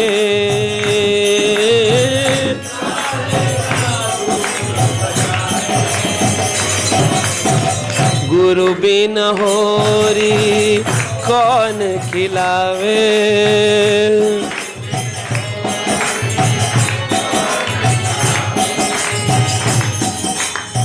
हरि को लखी कायम रसियासो। ये कायम जो है एक संत हुए हैं, चरणदास जी के सेवक थे, उन्होंने इस भजन को लिखा होली फाग कि गुरु जी के बिना ये होली हो नहीं सकती है। तब भगवान कृष्ण को गोपियां मिल गईं, कृष्ण आ गए, तो फिर कृष्ण ने कहा ठीक है अब आप मुझे गुलाल लगा सकती हैं। अब देखने के लिए अगर उस लीला की चर्चा संसार में कर दी जाए तो क्या लगेगा, अरे लड़कियां कृष्ण को गुलाल लगा रही, हाँ प्रभु जी गोपियां हैं रंग लगा रही हैं। बहुत ही निकृष्ट सोच है ये, निकृष्ट सोच है। भगवान कृष्ण ने जब उनकी भक्ति को स्वीकार कर लिया तब उनके द्वारा दिए गए उस राग प्रेम रंग को स्वीकार किया। वो अपना शरीर प्रदान कर रही है। अगर कृष्ण को, कृष्ण हमारा हाथ पकड़ो, तो वो हाथ नहीं, अपने आत्मसमर्पण कर रही हैं, आत्मनिवेदनम कर रही हैं, अपने आप को समर्पित कर रही हैं भगवान कृष्ण के लिए। हाँ, वो समर्पण चाहिए, लाल गुलाल अबीर नहीं है। ब्रज में कृष्ण की होली बहुत अद्भुत होली है। जिस प्रकार गौरंग महाप्रभु ने जन्म लेकर इस होली को ऐसा बना दिया, सदा सदा के लिए गौड़िया वैष्णवों के लिए स्मरणीय दिवस हो गया। और वो गौरंग महाप्रभु हैं कौन, राधा कृष्ण मिलित तनु, दोनों मिलकर के आए हैं, मिलित तनु है राधा और कृष्ण। बोलते क्या है, भगवान चैतन्य का एक नाम है गौर। क्या नाम है, गौर, गौर। तो गौर का अर्थ क्या है, ग से गोविंद और र से जब गौरांग गोविंद और राधा मिल जाते हैं तो क्या बनते हैं?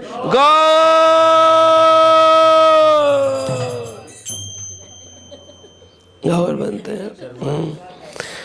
तो होली का रंग बिरंगा उत्सव, आनंद में उत्सव ब्रज में विशेष उत्साह के साथ मनाया जाता है।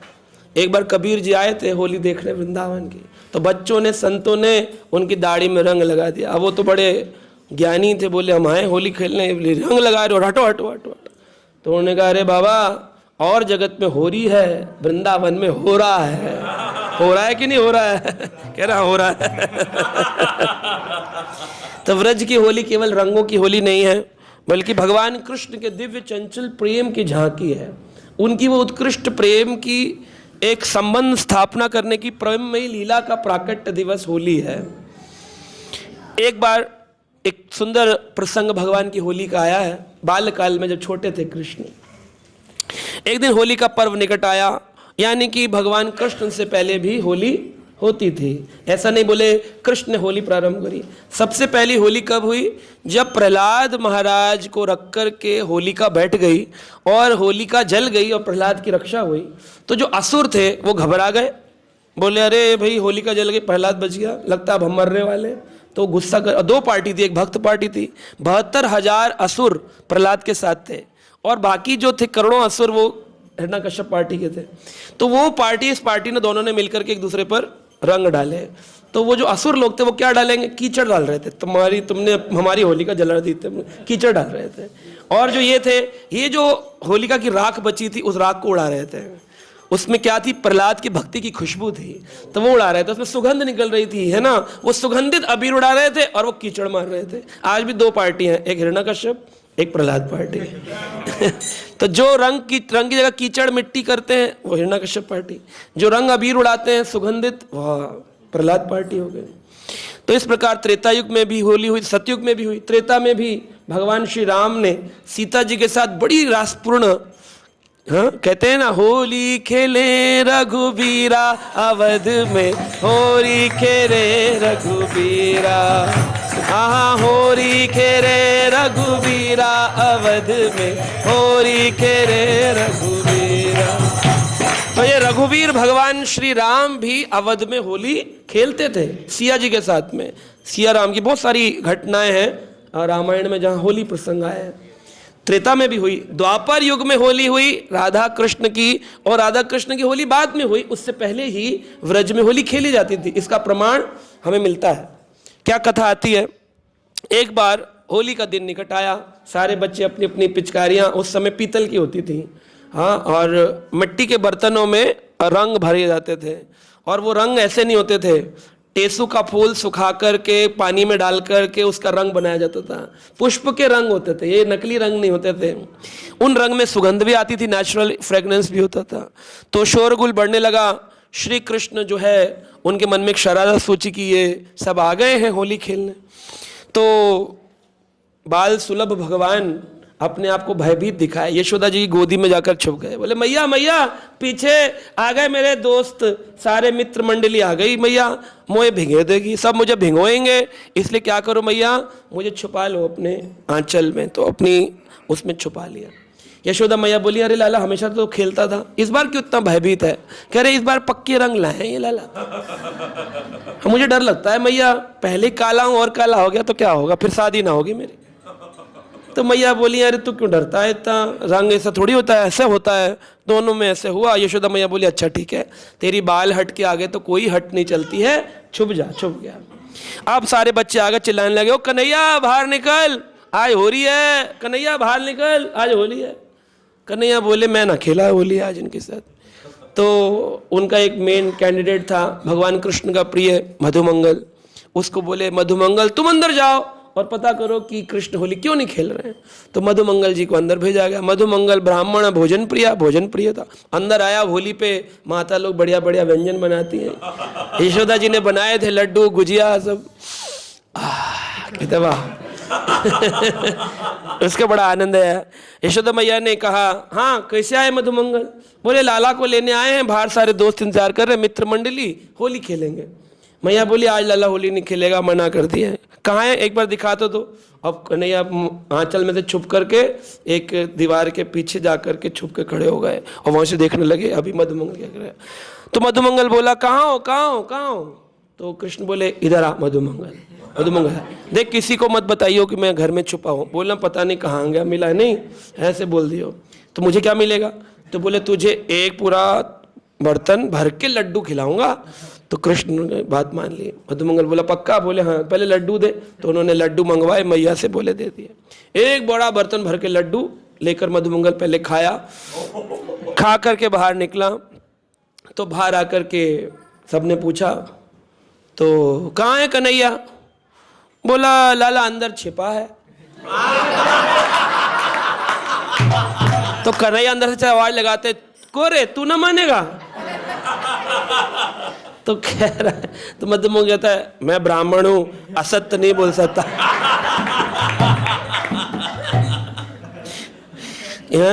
तो कन्हैया मना कर रहा है, वो अंदर छुपा है इसलिए तुम लोग चले जाओ, होली नहीं खेलेगा। तो वही कान्हा ये बात सत्य जब बोल ही दिया तो सारे, तो मना तो किसी की थी नहीं व्रज में, सब घुस गए कि करके भगवान कृष्ण के पास। भगवान को पकड़ लाए और ला करके खूब रंग लगाया और एक तरफ से दोनों पकड़ लिया और खूब उनकी पालकी, जय कन्हैया लाल की, हाथी घोड़ा पाल की, जय कन्हैया लाल की, धाम पानी यमुना जी में फेंक दिया। बड़े आनंद के साथ रंगोत्सव पूर्ण हुआ। तो इसमें आचार्य कहते हैं बहुत सुंदर शिक्षाएं हैं इस लीला के अंदर। क्या शिक्षा है। पहली है भगवान कृष्ण की दिव्य चंचलता और प्रेम की शिक्षा। भगवान की कैसी चंचलता है, दिव्य चंचलता है। हमारे यहाँ पे चंचलता होती है हम रंग नहीं लगाएंगे, हमें स्किन प्रॉब्लम है। भगवान रंग लगाना चाहते हैं, लेकिन जैसे गोपियों के सामने सदृश हुए थे, ग्वालों के सामने सदृश होकर उनकी प्रेमा भक्ति की तीव्र इच्छा को बढ़ाया भगवान ने, है ना। तो ये दिव्य चंचलता है। ये चंचलता नहीं कि बंदी कर लिया, झूठ बोल दिया, यहाँ झूठ नहीं है, यहाँ दिव्य चंचलता है। भगवान का जन्म कर्मचा में हर चीज दिव्य है भगवान की। तो दिव्य चंचलता, श्रील प्रभुपाद जी लिखते हैं कि प्रत्येक व्यक्ति को अपनी ओर आकर्षित करने के लिए भगवान अदृश्य हो जाते हैं। तो श्रीमद् भागवत में भी आता है भगवान की ये जो लीला रास माधुरी है, अगर कोई इसका स्मरण कर ले तो क्या होगा, उसकी मुक्ति हो जाती है। न च एव विस्मय, इसमें विस्मय नहीं होना चाहिए, आश्चर्यचकित नहीं होना चाहिए। न च एव विस्मयः, न च एव विस्मया कार्यो भवतो भगवत तज्जये योगेश्वरः ईश्वरे कृष्णे यत एतद विमुच्यते। जो व्यक्ति ये ईश्वर के भी ईश्वर, योगेश्वर ईश्वर है, जो जितने भी संसार में योगी हैं, जितने उनके ईश्वर हैं, उनके जो ईश्वर हैं कृष्ण, इनकी दिव्य लीला को अगर कोई रसवादन कर ले, विमुच्यते, उसकी मुक्ति तो ऐसी बैठी बैठी हो जाती है। अब जो करनी है वो भक्ति करनी, मुक्ति तो हो ही गई आपकी। तो भक्ति का ये स्वाभाविक आनंद है, ये आनंद भक्ति का नेचुरल है, स्वाभाविक आनंद है। सच्ची भक्ति स्वाभाविक की और आनंद पूर्ण होती है। भगवान गीता में भी बताते हैं कि जो व्यक्ति अनन्य भाव से मेरी भक्ति करता है वो मैं उसके लिए योगक्षेमम वहाँ में, मैं उसके जीवन में जो नहीं है वो मैं देता हूँ, और जो है उसकी रक्षा करता हूँ। इसके अंदर सत्य निष्ठा और सरलता है। मधुमंगल की जो सत्य निष्ठा है, जो सरलता है, भक्त को ऐसे होना चाहिए, सत्य बोलना चाहिए, झूठ का सहारा नहीं लेना चाहिए। लेकिन हमारे यहाँ तो हम अपना जानते हैं स्थिति क्या होती है, प्रारंभ ही सुबह झूठ से होता है और रात के अंदर फुल स्टॉप झूठ से लग कर होता है ना। अगर कोई व्यक्ति नींद में सोता रह गया और जपा टॉक में नहीं आया तो क्या बोलता है, मैं बीमार था, कल रात को लेट हो गया था, भले ही 10 बजे सोया हो और 10 तक सो रहा हो। नहीं बोलेगा क्या, बीमार था। फिर क्यों नहीं आते जपा टॉक पे सारे लोग, क्योंकि इनके अंदर भक्ति की कोई भावना ही नहीं है। प्रजल्पा करना है केवल अपवाद है जो आप कर रहे हैं। अगर आप सुबह नहीं उठ सकते, भगवान का भजन नहीं कर सकते, विशेष परिस्थिति है, सच बात है कि आप बीमार हैं, सत्य बोलने में कोई बुराई नहीं है, फिर सब समझते हैं, भगवान भी समझते हैं। जब आप रोज ही बीमार हैं, रोज ही थके हुए हैं, रोज ही लेट आ रहे हैं, रोज ही आप नहीं आ रहे हैं, तो फिर वो आप भगवान के सत्यनिष्ठ भक्त नहीं, सरल नहीं हैं आप। आपके हृदय में बहुत ही ज़्यादा कड़क भाव है, पत्थर जैसा हृदय है, जो वैष्णवों से झूठ बोलने में, गुरु जी से झूठ बोलने में, अपने मन की इंद्र तृप्ति में लगे, अपवाद कर रहे हैं, सोच रहे हैं भक्ति कर रहे हैं। तो मधुमंगल जैसा सरल होना चाहिए। और भगवान उसी को प्रत्युत्तर देते हैं जिसकी प्रवृत्ति होती है भक्ति की। भगवान उसी को जवाब देंगे जिसके अंदर भक्ति करने की इच्छा है, उसको बाकियों को प्रत्युत्तर ही नहीं देंगे, जवाब ही नहीं देंगे। हाँ, तो भगवान कृष्ण अपने भक्तों की भावना के अनुसार उनसे व्यवहार करते हैं। जिनमें कृष्ण के लिए कोई भावना नहीं, उनको कोई जवाब नहीं देंगे, लेकिन जिनमें कृष्ण के लिए भावना है, उनको अवश्य भगवान जवाब देते हैं। आप भगवान से बात करेंगे, भगवान खेलेंगे।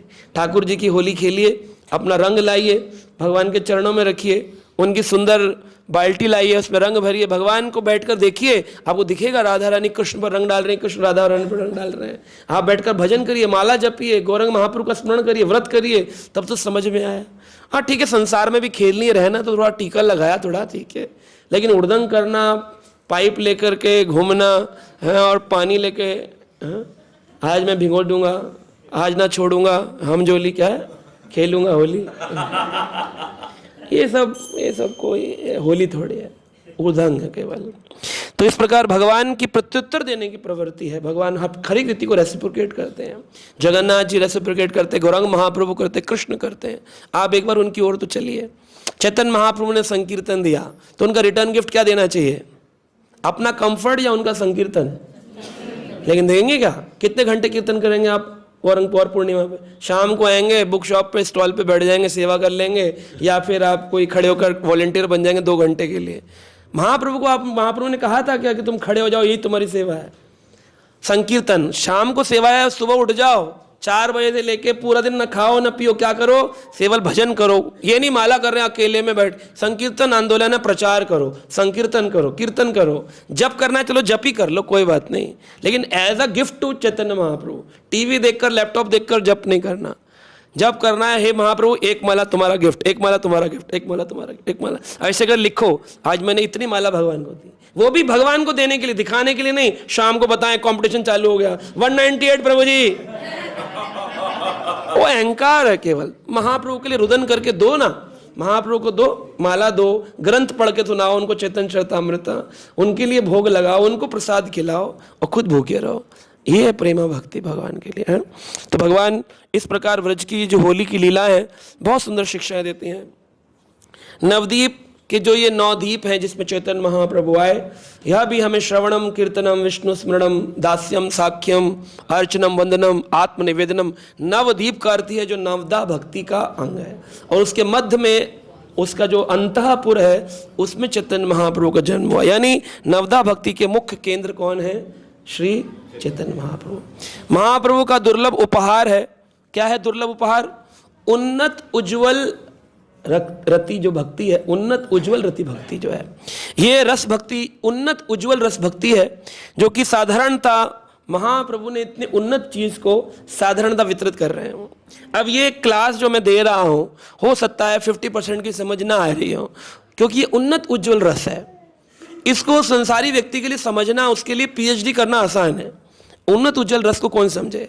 लेकिन क्योंकि महाप्रभु ने इसमें कोई बंधन नहीं बांधा, महाप्रभु ने प्रेम रस का वितरण किया, तो महाप्रभु ने कहा मुझे ऐसे माली चाहिए जो मेरे इस फल को बिना पैसे के, बिना लालच के, बिना हेतु के इसका वितरण करें पूरे विश्व में। पृथ्वी थे आचे नगर आदि ग्राम, सर्वत्र प्रचार है मेरा नाम। महाप्रभु जो कीर्तन लाए हैं, जो आंदोलन चलाया है, वो चाहते हैं कि मैंने फल लगाए हैं, मुझे अनेक माली चाहिए, इसका ख्याल रखें और इसका वितरण करें। आप केवल वितरण प्रारंभ करिए, लेकिन कैसे? गुरु अनुगत होकर के, है ना। अपने को मत सोचो कि हम बड़े टैलेंटेड हैं, तो बस फिर गया पानी, हाँ नाव गई पानी में, भैंस गई पानी में, जो भी है। ये प्रेम बहुत लंबे समय से बद्ध जीवों को प्रदान किया गया है। 500 वर्ष हो गए हैं। महाप्रभु ने इस प्रेम रस को, इस हरि नाम को, इस हरि कृष्ण आंदोलन को प्रदान किया है। हरि नाम की शक्ति बड़ी प्रबल शक्ति है, लेकिन इसमें ध्यान देना चाहिए अपराध। कल मैं एक पॉडकास्ट में गया था, तो उन्होंने मुझसे कुछ फायर, क्या बोलते हैं, रैपिड फायर की 10 क्वेश्चन। तो पहली चीज़ पूछी, भक्ति में प्रगति करने के लिए एक चीज़ क्या बोलेंगे? मैंने कहा भाई एक चीज़ पूछ रहे हैं तो सीधी सी बात है, गुरु शरणागति। गुरु जी बोले वो करो, गुरु अनुगत होना, हरि नाम जपना, ग्रंथ पढ़ना। तो बोले और एक क्या चीज़ है जो भक्ति खत्म कर सकती है? मैंने कहा वैष्णवों के प्रति अपराध। तो देखिए कि हरिनाम ये जो चर्चा है ना, सबके साथ नहीं की जा सकती है। यहाँ 80% वो डिवोटीज हैं जो प्रैक्टिसिंग डिवोटीज आए हैं आज, है ना, ये जो ऑलरेडी भक्ति प्रचार में लगे हैं या भक्ति कर रहे हैं। चैतन्य महाप्रभु हरिनाम की चर्चा करते किसके साथ? हरिदास ठाकुर के साथ। लेकिन हरिनाम के प्रेम रस की चर्चा किसके साथ करते हैं? रामानंद राय के साथ। भक्ति की चर्चा किसके साथ करते हैं? रामानंद राय के साथ। हरिदास ठाकुर के साथ प्रेम भक्ति की चर्चा नहीं हो रही है। तो अलग अलग कैटेगरी के डिवोटी के साथ अलग अलग चर्चा की जाती है। जनरल क्राउड के साथ ये चर्चा नहीं की जा सकती है। ये केवल किसके साथ की जा सकती है? जो प्रेमा भक्ति में लगे हुए हैं, जो भक्ति पाना चाहते, जिनका लक्ष्य कृष्ण प्रेम है, हाँ, उनको यह चर्चा की जाती है। नित्यानंद प्रभु महाप्रभु इतने दयालु हैं, उन्होंने अपराधों का विचार भी नहीं किया। उन्होंने पात्र पात्र विचार नाही, नाही स्थान स्थाने, न स्थान देखा, ना पात्र देखा, ना पात्र देखा, कैसा भी रहा, जहां देखे भक्त गणे करें प्रेम दाने। जहां भक्त देखे वहीं प्रेम प्रेम प्रेम प्रेम, ये प्रेम अवतार है भगवान के महाप्रभु। इसलिए हरि कथा का श्रवण जो है वो सर्वोच्च साधन है। साधन भक्ति का अगर कोई एक अंग सबसे इंपॉर्टेंट व्यक्ति बोलता है हरिनाम जप, हरिनाम जप सबसे इंपॉर्टेंट है। लेकिन हरिनाम भी कब प्रकट होता है? जब हरि कथा का श्रवण होता है। साधन के लिए हरि कथा ही मुख्य अंग है। श्रील भक्तिसिद्धांत ठाकुर कहते हैं, यदि कोई व्यक्ति संध्या वंदन करता है, संध्या वंदन करते हैं ना, त्रिसंध्या, गायत्री, जपा, मंगला आरती, दर्शन आरती, गौरा आरती, गुरु जी कथा कर रहे हैं और एक आदमी उठकर कहता है मेरा आरती का टाइम हो गया है, बस उसकी भक्ति उसी समय खत्म हो गई। उसने हरि कथा से बढ़कर किसको प्रधानता दे दी? एक वैदिक भक्ति को प्रधानता देती, जबकि हरि कथा भागवत विधि का अंग है। और ये जो संसारी हम आरती पूजा करते हैं, यह वैदिक भक्ति है। वो उत्कृष्ट भक्ति को छोड़ करके एक दूसरी भक्ति करने चला गया, विग्रह सेवा करने चला गया, वह कनिष्ठ भक्ति है। इसलिए धाम में भी निवास करे तो उसका मुख्य क्या होना चाहिए? हरि कथा का श्रवण। विश्वक्सेनु कथा सुया ना उत्पदेद यदि रतिम श्रम एव ही केवलम। भागवत ने उपदेश दिया, तुम जो करते हो मंगल आरती, जो करते हो गौरा आरती, जो करते हो भोगार्पण, अगर तुम गुरु की कथा नहीं सुनते हो तो तुम कौन हो? श्रम एव ही केवलम। अपना वेस्टेज ऑफ टाइम, अपना वैल्यूएबल लाइफ को नाटक करके गुजार दे रहे हो। मैं नहीं बोल रहा हूं, किसने बोला? भागवत में सुत गोस्वामी ने बोला। सवे पुंसाम परो धर्मा यथोर भक्तिर अधोक्षजे। हाँ, अधोक्षज भगवान की भक्ति ही मुख्य। और भक्ति का अंग क्या है? विश्वक्सेनु कथा सुया ना उत्पदेद यदि रतिम। अगर आपकी रति कथा में नहीं है, श्रम एवं केवलम, तुम कितनी होली बना लो, लाल गुलाल राधा कृष्ण को डुबो दो पानी में, तुम्हें कुछ नहीं मिलने वाला भक्ति। इसका साधन मार्ग है हरि कथा का श्रवण। हरि नाम भी प्रकट हरि कथा से ही होगा, वो पता चलेगा नाम लिया कैसे जाता है। तो ये तब होगा जब साधु संग प्राप्त हो, भक्त साधु संग में आए, भजन क्रिया में आए। उत्तम कोटि का भक्तों का संग करना चाहिए। किसका संग करें ये भी देखना चाहिए। किसी का भी संग करना संग नहीं होता है। उत्तम कोटि के भक्त का संग, जिसके संग जाकर मेरी वैल्यूएबल एडिशन हो मेरी स्पिरिचुअल लाइफ में। ये नहीं कि किसी के भी संग कर लिया, हम वो ग्रुप गया था, हम भी उनके साथ यात्रा चले गए, जाओ, लेकिन क्या आपकी भक्ति अंग में ऐड हुआ?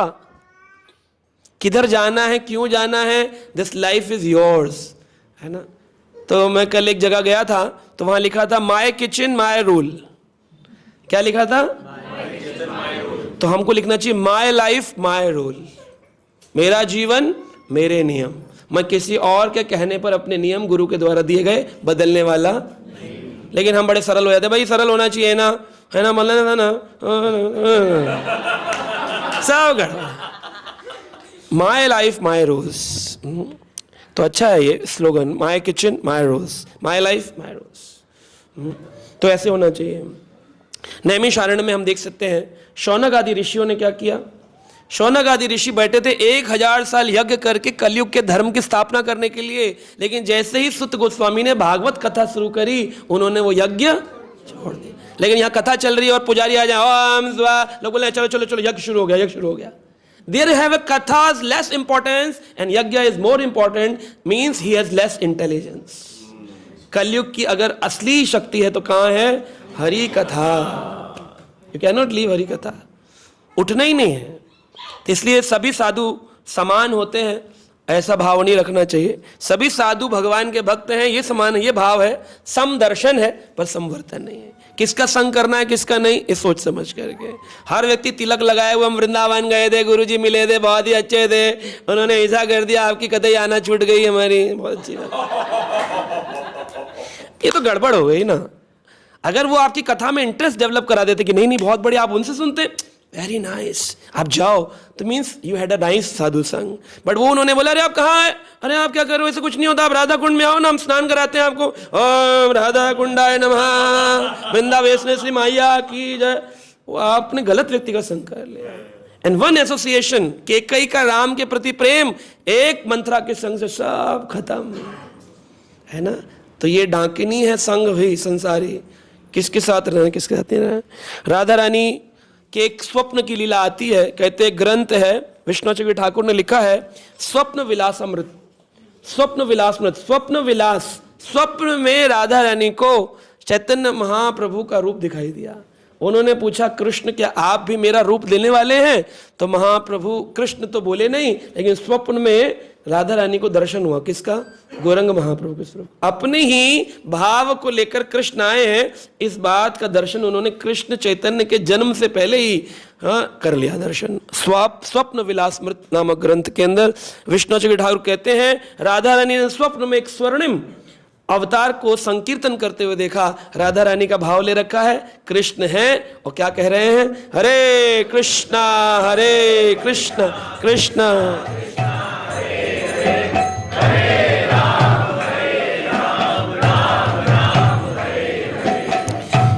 तो महाप्रभु अपने अंतिम दिवस में गंभीरा में रहे और उन्होंने बड़ा सुंदर भक्ति भावना को दिखाया, दर्शाया, किस प्रकार भगवान के विरह में ये होली होनी चाहिए। जैसे आपने देखा होगा होली पर लोग छाप लगाते हैं, है ना। पहले हम लोग जब छोटे थे तो हमको छाप लगाना सिखाया जाता था। हाँ, तो हम लोग क्या करते थे, आलू लेते थे, उसमें उल्टा गधा लिख लेते थे, धागा, और फिर उसमें कलर लगा के पीठ पे लगाते थे गधा। तो छाप खेलते थे, छाप। सारे बोलते तुमने स्टैम्प तैयार किया कि नहीं किया, सारे बोलते औजार तैयार है। तो आध्यात्मिक प्रभाव लाने के लिए भी एक छाप की आवश्यकता है ना।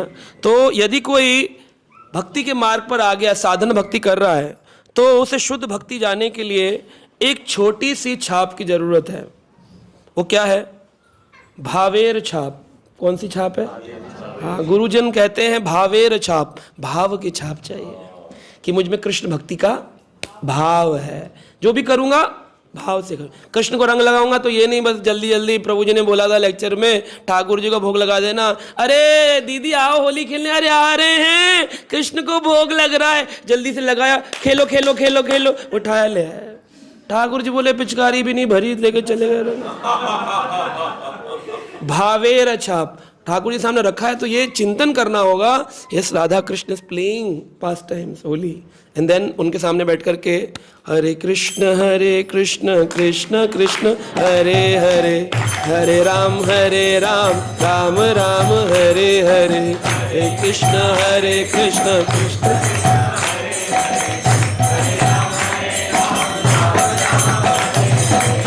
कृष्ण हरे कृष्ण कृष्ण कृष्ण हरे हरे, हरे राम राम राम हरे हरे।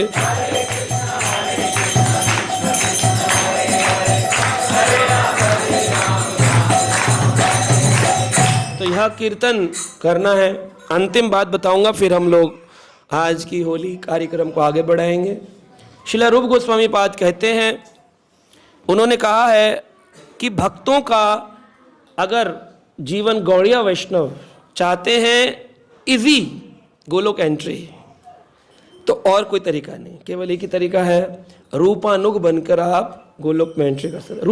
रूपानुग यानी रूप गोस्वामी के अनुग बनना होगा। उनके बताए शिला रूप गोस्वामी ने दिया उपदेशामृत, नेक्टर ऑफ डिवोशन, भक्ति रसामृत सिंधु। इनको केवल सुनना नहीं है, उनको अपनाना भी है। जितना ज़्यादा अपनाएंगे उतना जल्दी आप गोलोक में प्रवेश कर सकते हैं। तो इसलिए जो व्यक्ति रूप गोस्वामी के सिद्धांतों को अपनाता नहीं है, क्या होता है? उसका आध्यात्मिक जीवन निष्फल हो जाता है। क्या हो जाता है? निष्फल हो जाता है। एक बड़ा सुंदर पास टाइम है होली का। तो भक्त लोग हमेशा चर्चा करते रहते हैं, बताते हैं कि भगवान चैतन्य महाप्रभु की संप्रदाय में श्रील रूप गोस्वामी आए। रूप गोस्वामी के एक शिष्य हुए, उनका नाम था गोपाल भट्ट गोस्वामी। गोपाल भट्ट गोस्वामी के शिष्य थे श्रीनिवास आचार्य, और श्रीनिवास आचार्य के शिष्य थे रामचंद्र। प्राणनाथ प्रभु जी उस दिन मुझे सुना रहे थे ये वाली लीला, रामचंद्र कविराज।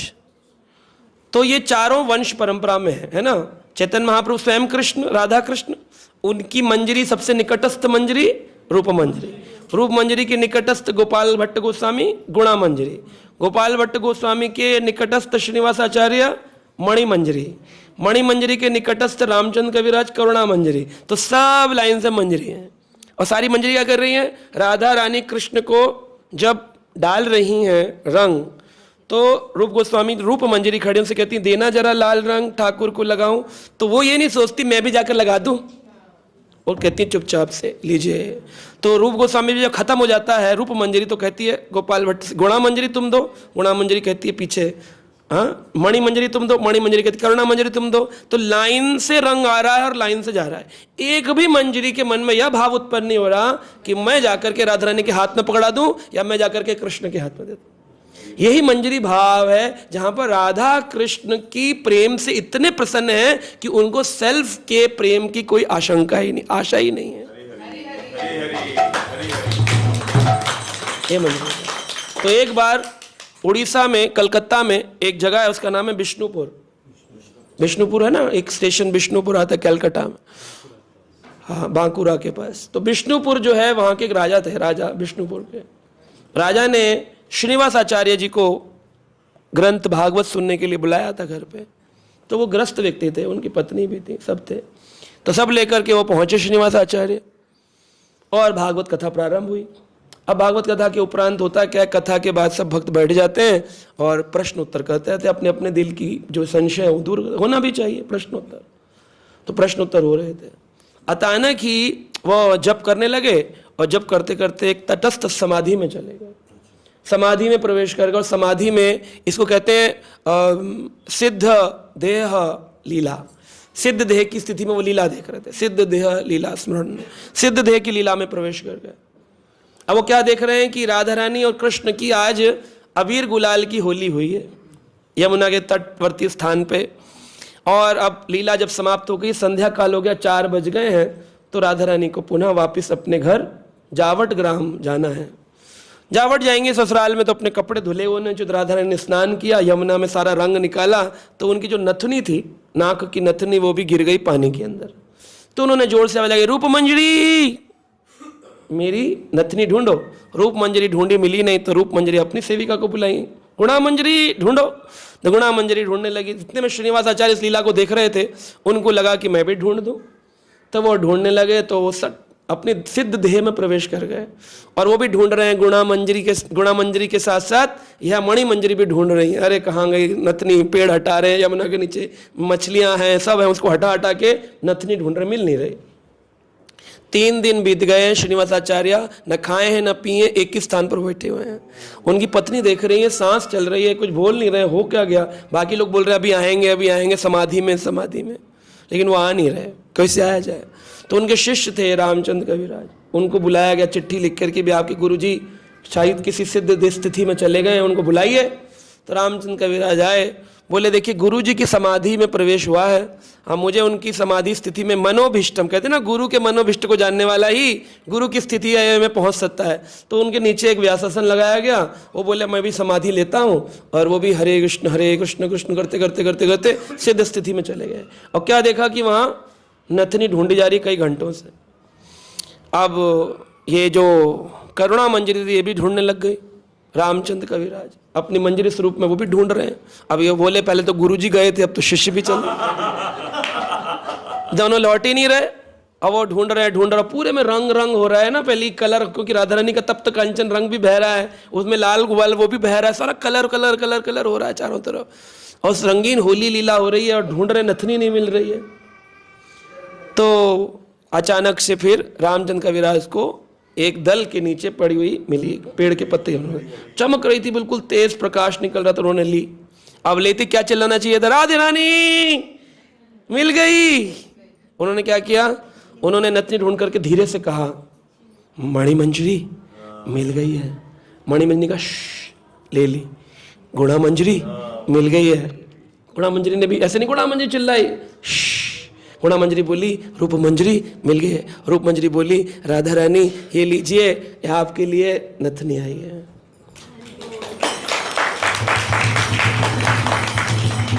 तो आप जब भोग लगाते हो अपने गुरु का प्रणाम मंत्र बोलते हो, गुरु जी के प्रणाम मंत्र बोलने से ही गुरु जी थाली ले जाते, प्रभुपाद के हाथ में देते हैं। प्रभुपाद जी वो देते हैं भक्तिसिद्धांत महाराज के हाथ में, भक्तिसिद्धांत महाराज जो हैं वो देते हैं गौर किशोर बाबा जी के हाथ में, गौर किशोर बाबा जी हैं वो देते हैं भक्ति विनोद ठाकुर के हाथ में, भक्ति विनोद ठाकुर हैं वो देते हैं जगन्नाथ बाबा जी के हाथ में, जगन्नाथ बाबा जी महाराज ऐसे परंपरा से होते हुए चैतन्य महाप्रभु से परंपरा से होते हुए राधा कृष्ण तक पहुंचती है जो। लेकिन आपको किसको देनी है, गुरु जी को दे दो बस, उसके बाद ले जाना उनका काम, परंपरा में पूरा ट्रैवल करती है, यही भक्ति है। अब आप गुरु जी ने सीख लिया मंत्र नमो विष्णु पदाय कृष्ण पृष्ठाय भूतले, और फिर नमो ब्राह्मण देवाय, फिर गुरु जी साइड कर दिए, फिर हे कृष्ण करुणा सिंधु दीन बंधु जगतपते हरे कृष्णा मैं भी हूँ प्रचारक। बोले आजा बेटा, माया पकड़ती है। हाँ माया पकड़ लेती है, इसलिए विस्मरण नहीं करना है। हम सब गुरु दास दास दास अनुदास, खूब प्रचार करना है, लेकिन भावना युक्त रहना है, मैं दास हूं, दास था और दास ही रहूंगा। लेकिन अभी सोचिए, कोई बोलते हैं अरे हम इतनी सेवा करते हैं, गुरु को बताएगा कौन? अरे अपना रिपोर्ट तो खुद देना होगा ना। ये भौतिकवादी लोग हैं, अध्यात्मवादी नहीं है। राधा रानी को जब नथनी मिली तो राधा रानी उस समय अपने मुख में कृष्ण के द्वारा दिया गया पान का बीड़ा चबा रही थी। तो राधा रानी ने अपना उच्चिष्ट निकाला और कहा ये लो करुणा मंजरी, तुम्हारी सेवा का फल। राधा रानी को पता था कि किसने ढूंढ कर दी है, ये नहीं था कि वो पहले रूप मंजरी को गई फिर वहां से आई फिर वहां से। राधा रानी की कृपा डायरेक्ट आ जाएगी आप पर, पूरी परंपरा की कृपा आ जाएगी। और सब बड़े खुश हुए कि देखो राधा रानी ने कृपा करी हमारी इस मंजरी के ऊपर। ये मंजरी स्थिति है, भक्ति की स्थिति है। हम लोग बहुत त्रुटियां करते हैं, हम सब including me, I am not talking about you, मैं अपनी बात करता हूँ, आप लोगों की नहीं करता हूँ। तो अपनी शुद्धि करनी है, जब भी प्रचार करना है किसकी शुद्धि करनी है? अपनी शुद्धि करनी है ना, अपने लिए कि मेरे में ये जो दोष है ना, मेरा जो आसक्ति है, मुझे जो पाने की कामना है, मुझे तो दिखावे की भावना है, इससे परे जाना है। जो कुछ भी है वो गुरुजनों का है ना, गुरुजनों का है। तो इस प्रकार से हम भाव रखें तो हम इस होली को, गुरु बिन होली कौन खिलावे, गुरु के बिना कौन होली खिला सकता है? कौन सी होली? जो कृष्ण और राधा नहीं। तो होली का मतलब होता है पवित्रता, लिखते ना होली, वेरी होली डे, पवित्र दिवस। तो होली एक पवित्र दिवस है जिसमें राधा कृष्ण की अंतरंग लीलाओं का स्मरण, गौरंग महाप्रभु के प्राकट्य का स्मरण और गुरु जी की कृपा का स्मरण करते हुए इस होली को बनाना चाहिए। हरे कृष्णा।